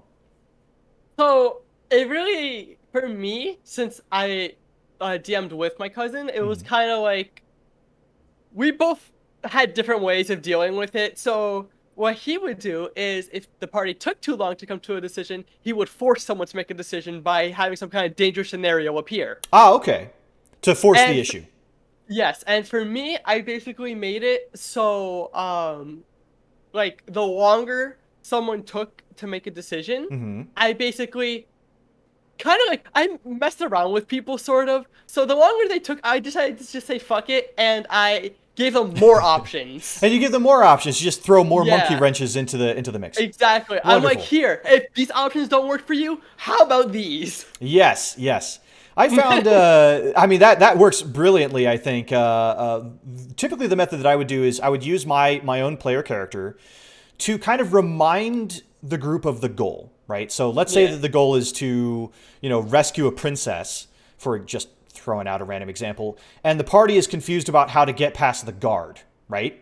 Like, well, do we distract him? Do we put him to sleep? Do we do all this? And I'd be like, well, our goal is to rescue the princess. As if to say, do you need to deal with this guard at all? Is there a back door or anything like that? I wouldn't say those things, but I would remind the party of the goal. And that would usually inspire some out-of-the-box thinking, right? Because now all of a sudden they're remembering, oh yeah, the goal is not to get past this guard. The goal is to rescue the princess. That actually, like, I wish one of my current DMs thought of that for one of our recent sessions. Because in one of our recent sessions, the one that I'm playing Tiki in, right? Is it Tiki? Yes, it's Tiki. The kobold, Yes. So we're currently stuck in a Mind Flayer cave. Oh! Yeah, fun. What a wonderful place to be. And as an artificer, I don't have to worry. Yeah. But very good point. But so basically, what we saw within the cave was these group of, like, I think it was bears. I forgot what kind of bears, but they were bears. They were bears. Yes, but they were Mind Flayer bears. Mind Flayer bears. Yes. That's terrifying. And they were currently infesting a dragon with a Mind Flayer embryo. So my party and I were trying to figure out how to get past these bears without getting screwed over. Yes. So our DM literally gave us no hints. He literally told us, like, we had to figure it out on our own. Yeah. So we spent, our sessions are usually 3 hours, 3.5 hours. We spent 3 hours standing there. Just standing trying to figure out how to get past the bears. Staring at these bears and this dragon that they're trying to infest. We had no clue, because the issue was, normally we would just fight. Yeah. We would just fight through the issues. The problem was, though, we had a mini boss fight beforehand. We had no spell slots. We had no dice for a short rest. Yep. We had literally, all of us were on single-digit health. Yeah. So there was not really a good way to get around this. Yeah. Yes. So literally what we ended up doing was we just said, you know what? Fuck it. Let's roll initiative. And you went for fought. it. Okay. So, because what we did was, I had a returning weapon enchantment on our rogue. So we had him kind of like, we had Tiki and him stay in the far end. Okay. Because Tiki, even though she's a battlesmith, she's a ranged battlesmith. So we had Tiki and the rogue, which his name's Day. I'll just say it. His name's Day.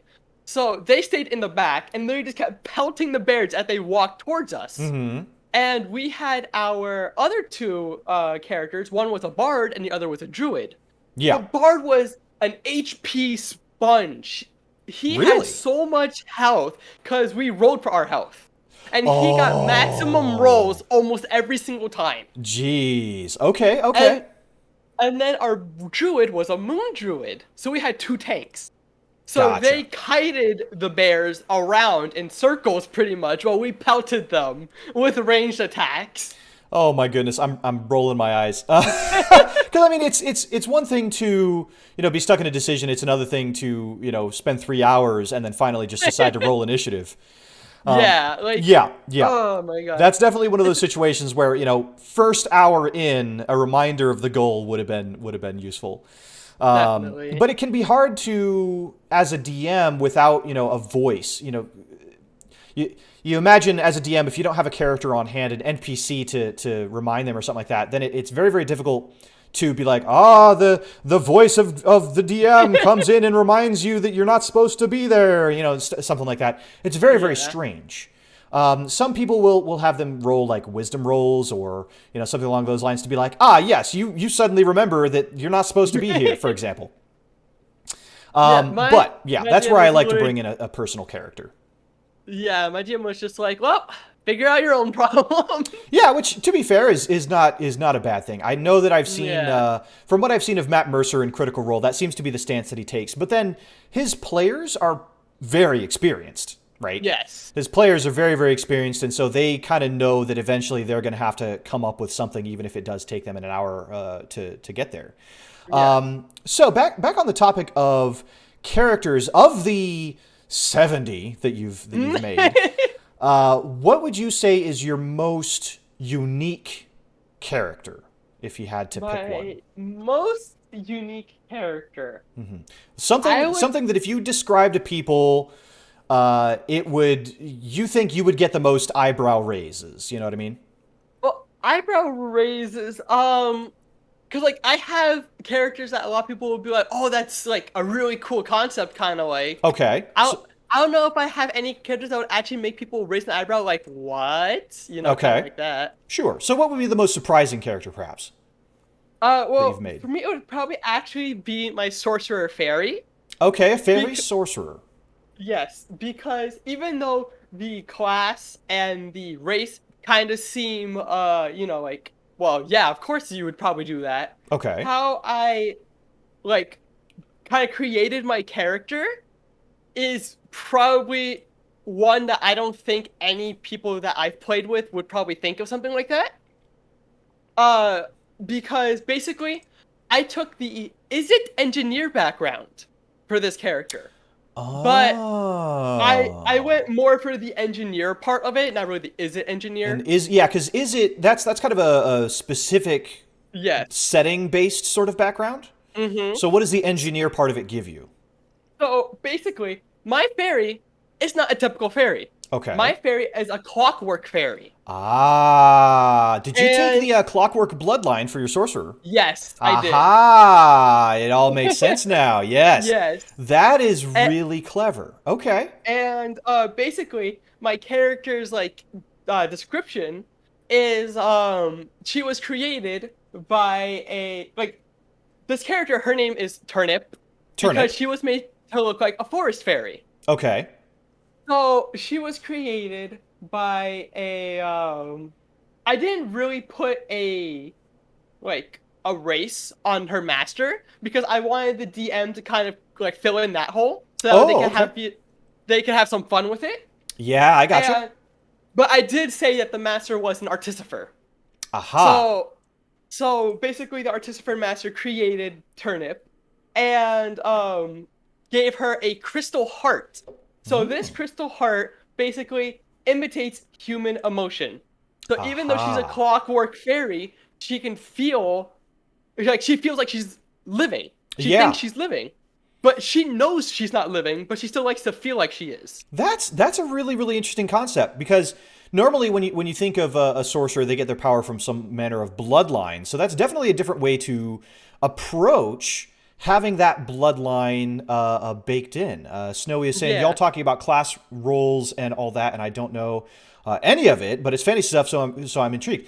I mean, and that's the great thing. So a lot of stuff. There's only one word in all of D&D that I'm not a fan of, and it is spell slots. But everything else, they have done a really good job of trying to make things look and behave the way that they sound. So you think of a barbarian, you generally have the right idea. You think of a rogue, you generally have the right idea. A lot of these tropes are things that have been tropes in fantasy for a good long while. So I'm happy that hopefully that what we're talking about is coming through, whether you're familiar with D&D or not. If not, be sure to ask us questions or leave questions in the comments below after the stream. I'll be happy to answer those after the fact as well. So Barry, do you have any questions for me? I would the biggest question I would probably ask is, because I always like asking this to my players. Okay. So I have to ask you this too. Favorite class and subclass. Favorite class and subclass. That's actually really difficult for me to answer. That's why I love asking it. Yeah, let me pull up my little drawing thing, and I can look at all of the different classes here. Yeah. Boop, boop, boop. But while you're also looking at the classes, I just want to say, for turnip, what I explained also, that wasn't even the full unique part. Really? Yeah, because I created turnip's background to work with any party dynamic, basically. Because turnip, she is programmed to always follow the orders of her master and anyone in their bloodline. So basically, what I could tell the DM is choose a number between 1 and 3 and assign those numbers to the other 3 players. Whatever number you call, that's my new master. So she's very able to be slotted into any sort of group. Yes. Once the group dynamic is kind of established. That's pretty clever. That's pretty clever. Yeah. I'm glad that you and your DM, it sounds like you can work together like that. And that's a big part of creating your class and your background, is working with your DM. Most DMs will be pretty happy, especially if they're world building, to find a way to fit you into their world. Right? Yeah. But to your question, I don't know if I have a favorite class. I tend to not play things like barbarians or monks. Most of the other classes I would happily play. One class that I've been looking at that I've been really, really intrigued by is the Swarmkeeper Ranger. Okay. That has this swarm, this pseudo magic swarm that they work with, whether it's bugs or birds or something along those lines. Oh, excuse me. I slept really hard last night, and it's still catching up with me. But that's been something that I've been wanting to play with. I have a character in mind that is actually a Circle of Twilight Druid that I'm having a lot of fun designing for an upcoming thing. And then I've also been really, really interested in the Wizards of Necromancy. Necromancy as a concept is always kind of interesting to me as well. And then there's a new thing that the Circle of Spore Druid is another really, really interesting concept. Yeah, that one looks really, really fun. So I tend to be attracted to whatever is shiny and new. So, I could say, I'm not a big fan of Barbarian, and then they come out with some subclass that just blows me away.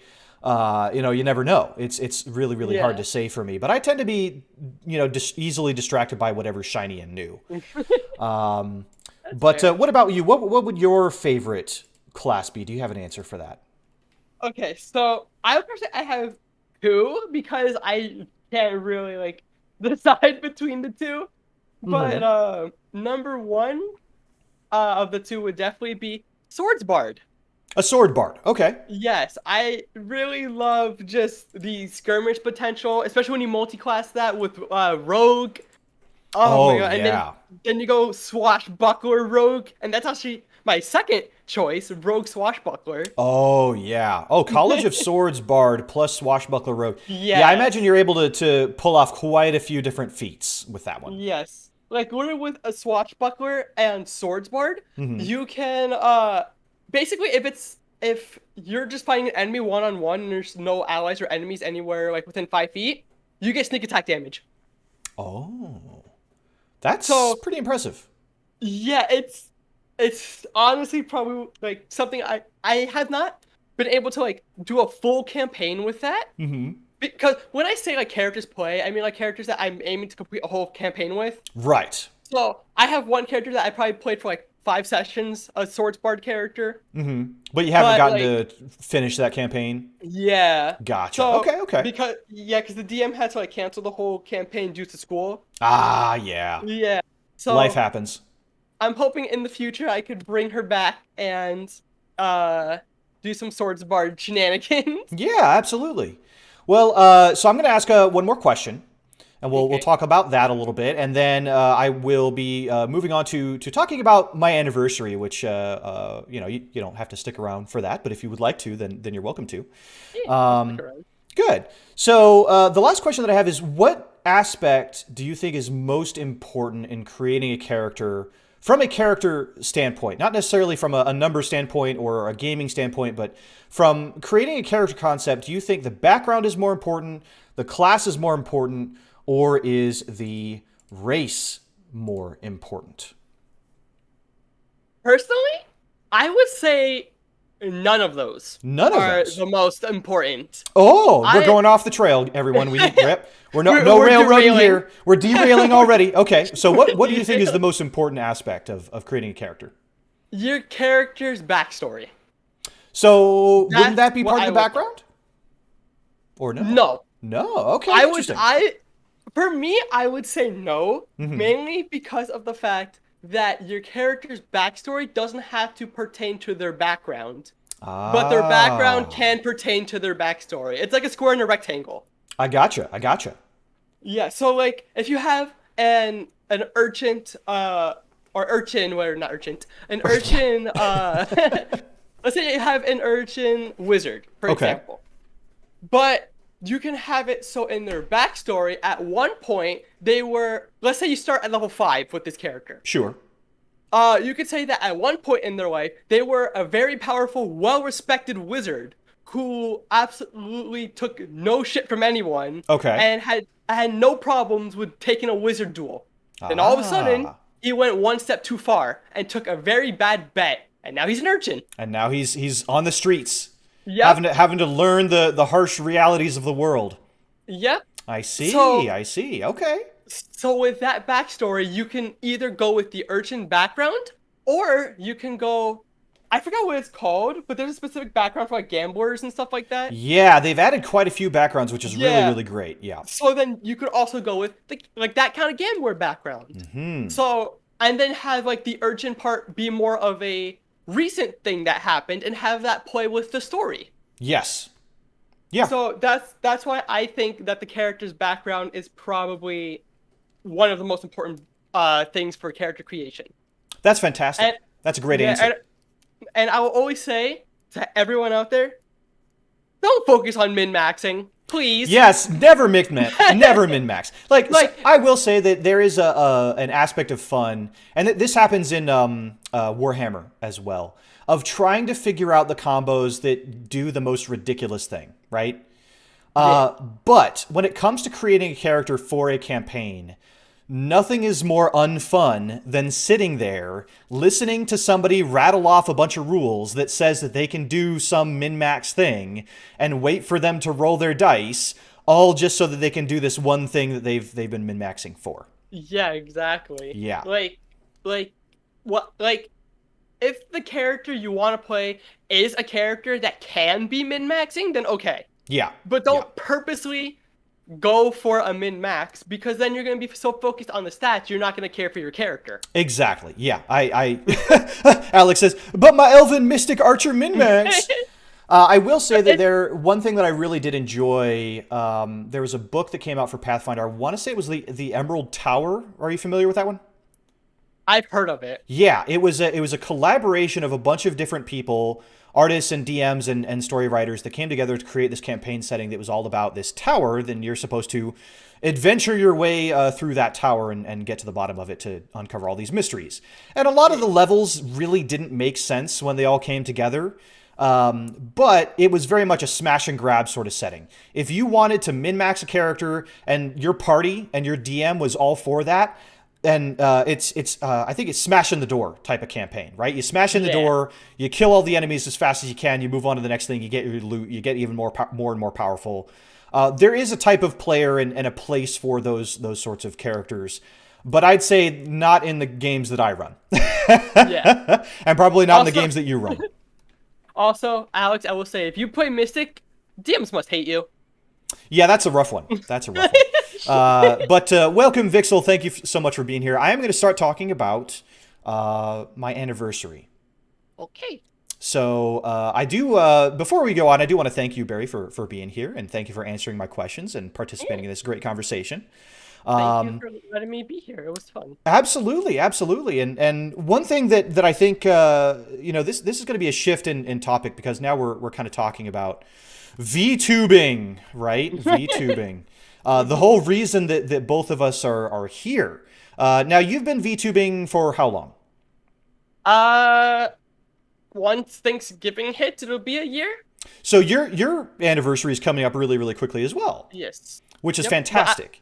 But I will be celebrating it in December due to finals coming up right after Thanksgiving, so I would have to study for it. Okay. Well, make sure, for those that are curious, I don't think I actually put a link to you in the description below, but I will be sure to check out Barry's Twitter for those sorts of announcements. I really look forward to it. But, here we are. We are here at my anniversary. I'm your senpai by only a couple of weeks then. I don't know if I'm spelling anniversary correctly, but there it is. Wait, is there a class called Mystic, though? Thought, Eldritch Knight, Wizard, and Artificer multi-class based around Tensor's transformation and making magic items. This is an actual Mystic class. Yeah, I think that's a Pathfinder class. Yeah. Well, I could, wait, I have 5e tools open, so. Oh, okay. Because I don't know that Mystic, was it a subclass? No, it is an actual class. It's basically, Mystic is revolved around psionics. Oh, yeah, you're right. Yep. Yep, and basically all DMs hate that class because it is not balanced. Yeah, psionics haven't been balanced in forever. I think it's kind of well known that tabletop role-playing games, they start introducing psionics when they're about to do a new edition, because they know that they're sinking their own ship by introducing psionics. It's pretty bad. Yeah. But we have my anniversary of 1 year, and I need to actually look at something here. How many videos have I actually uploaded? I don't know. I have 187 subscribers, which makes me very, very happy. I am really, really close to 200. I'm hoping that I can get there maybe by the next year. If I click manage videos, is that going to tell me how many videos I have live? I have so many videos. Oh my goodness. So I have wow, I have 270 videos. I'm pretty sure in the videos it counts your streams as well. Yeah, it should. So that number may be doubled. That sounds a bit, that's because out of 365 days I've streamed for 2/3 of that. Yeah, that doesn't sound very, very correct. But I have a lot of videos. I have a lot of uploads. I've got several playlists. I've got my survival of Goldtail SMP that you've joined us there, Barry. I have several chat and draw videos. So Goldtail I have 32, chat and draw I have 6. I did my Fire Emblem series that finally wrapped up with my review. That has 12. My Pokemon Nuzlocke quest, that wrapped up. That had 20 videos. You actually finally beat it? No, I didn't. I lost Oh at the my very end. I god. lost at the very Wait, end. it's Pokemon Sword Shield, right? Yep. Bro, how have you not beat it? I beat it my first try on Nuzlocke. Well, I had a lot of challenges, right? So one was that I did not use any held items, and Okay. I could not use any items in battle. Okay, yeah, I didn't, except for Pokeballs, I didn't allow any held items, but I mean, usable items, but I did Yeah. allow held items on Yeah. mine. So something like leftovers would have probably saved my bacon. Yeah. Then I had my Monster Hunter Rise. I've done 7 videos of that. I also had a previous solo survival quest in Minecraft that was 34 videos. I had a Minecraft modded experience with Enob that was 12 videos, and then another 3 videos in the VCraft SMP that was a while back. That was kind of my first foray into SMP. That one didn't last too long for me personally, but it was a lot of fun to experience. So yeah, I don't think that adds up to 200. I think that adds up to more like, let's see, 32, 38, 50, 70, 77, 100 and A lot. 113. Yeah, so 116 videos. Yeah, that sounds like a lot more accurate. So it's been a long time. A year is a long time, and I do have some goals going into the next year. One, obviously, Gold Tail. Where's my undo button? Gold Tail Season 2. That's coming up quick, I hope. Hell yeah. Gold Tail Season 2. I want to be doing more drawing streams as well.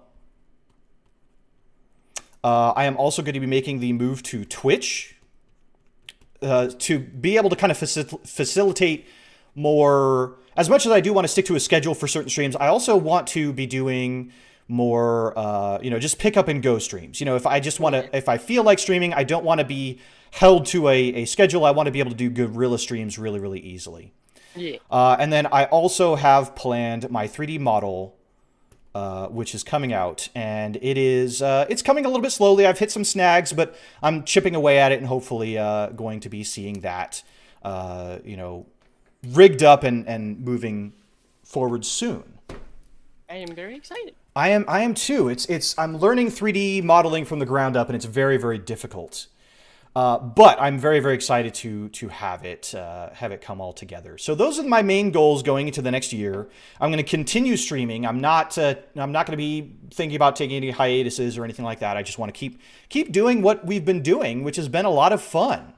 Working with you and Padunk and Enob in the past and Starion in the future, and now we have Cups and Renard and so many people joined, and some new people coming in to Gold Tail Season 2, which is going to be really, really exciting.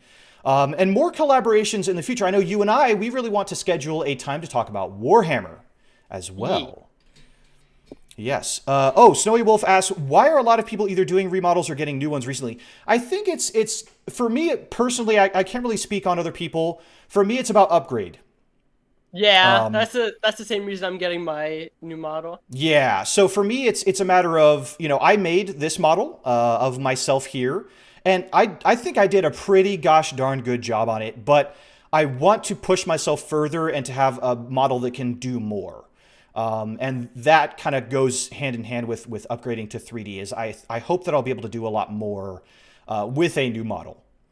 So I know some people will do it because coming out with a new model gets a whole fresh slew of viewers because they like the new model or they want to see the new model or things like that.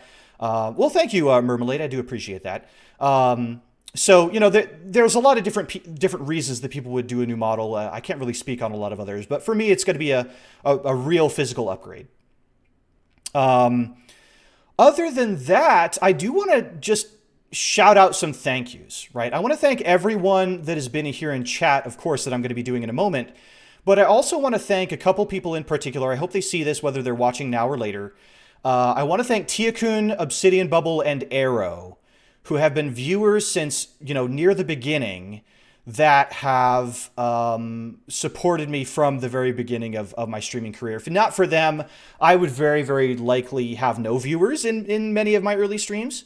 I also really want to thank James and Padunk, who are members of Goldtail SMP. They've been good friends of mine for a long time and have supported me through all of this. Padunk in particular has made assets and things like that for me and also for Goldtail and all of that. And I want to thank them. I want to thank you, Barry, for joining our little group in Goldtail, and also joining me for this stream. And then I will go ahead and thank everyone in chat. Arrow, Snowy Wolfle, Vixel, Mermalade, thank you guys so much for being here. Alex, Zephane, Dr. Sendril, I want to make sure I get everyone. Caden, Tia-kun, of course, for dropping by. Falcon Squad. I want to thank... I have to scroll back and check. Wolven Warg Music as well for dropping by and chatting with us. As well as Meowberry was in chat earlier. Renard, of course, for dropping by. The Magic Cat, Jeremy Bill, and of course Kimmy and Lex and Obsidian Bubble as well. I want to thank you all for coming by. This is, I think it was one of my most successful streams. I'm so thankful you all came by to spend some time with me and watch the stream. I am starving. I haven't had dinner yet, so I need to go take care of that. Oh my god. I was so nervous. I was so nervous for this stream, and now I'm like getting lightheaded. And Mermalade says, if I knew you had a channel sooner, I'd have stopped by. Well, I do appreciate it. I hope that you'll see more of my content in the future. I really look forward to doing more streams. This Saturday, we will be back this Sunday, I'll be back in Goldtail SMP, messing around in there in Minecraft. So I hope you guys will join us for that. And Barry, do you have anything else to add? What are you going to be doing next? In terms of like stuff coming up. Yeah, stuff coming up and your next stream and all that. Well, my next stream is actually going to be tomorrow. Oh, good. What are you going to be streaming? Yeah. I'm going to be on the SMP server too. Fantastic. Excellent. And then I'm going to be having a collab on Friday, and then I'm going to be going back on the server again on Saturday. Excellent. Yeah. So I'm streaming 3 times this week, and then sometime in December, when I have my new model, it's going to be a 24-hour YouTube subathon new model debut. Oh, wow. I hope you get good sleep before and after that one. That's going to be a tough one. Yeah, so like my goal, it's a pretty big goal, but you know, I like to set big goals for myself. I like to always try my hardest. I'm going to set a goal for like 300 subs, because right now I'm at 125. I'm aiming for 300 at the end of it. Good. So we will see what happens, and I'm gonna be setting like sub incentives and stuff like that. So. Fantastic. And what is your Twitter? It's Meow_Barry, right? I will send it to you. Yes, please, real quickly, if you don't mind. I want to make sure I link that in the chat so that people can follow you on Twitter as well. My own Twitter is actually right behind Barry on my screen here. Let me move her over real quick. Boop, boop, boop. It's at Arlick Riley. Real straightforward. And then your Twitter is, Meow_Barry_.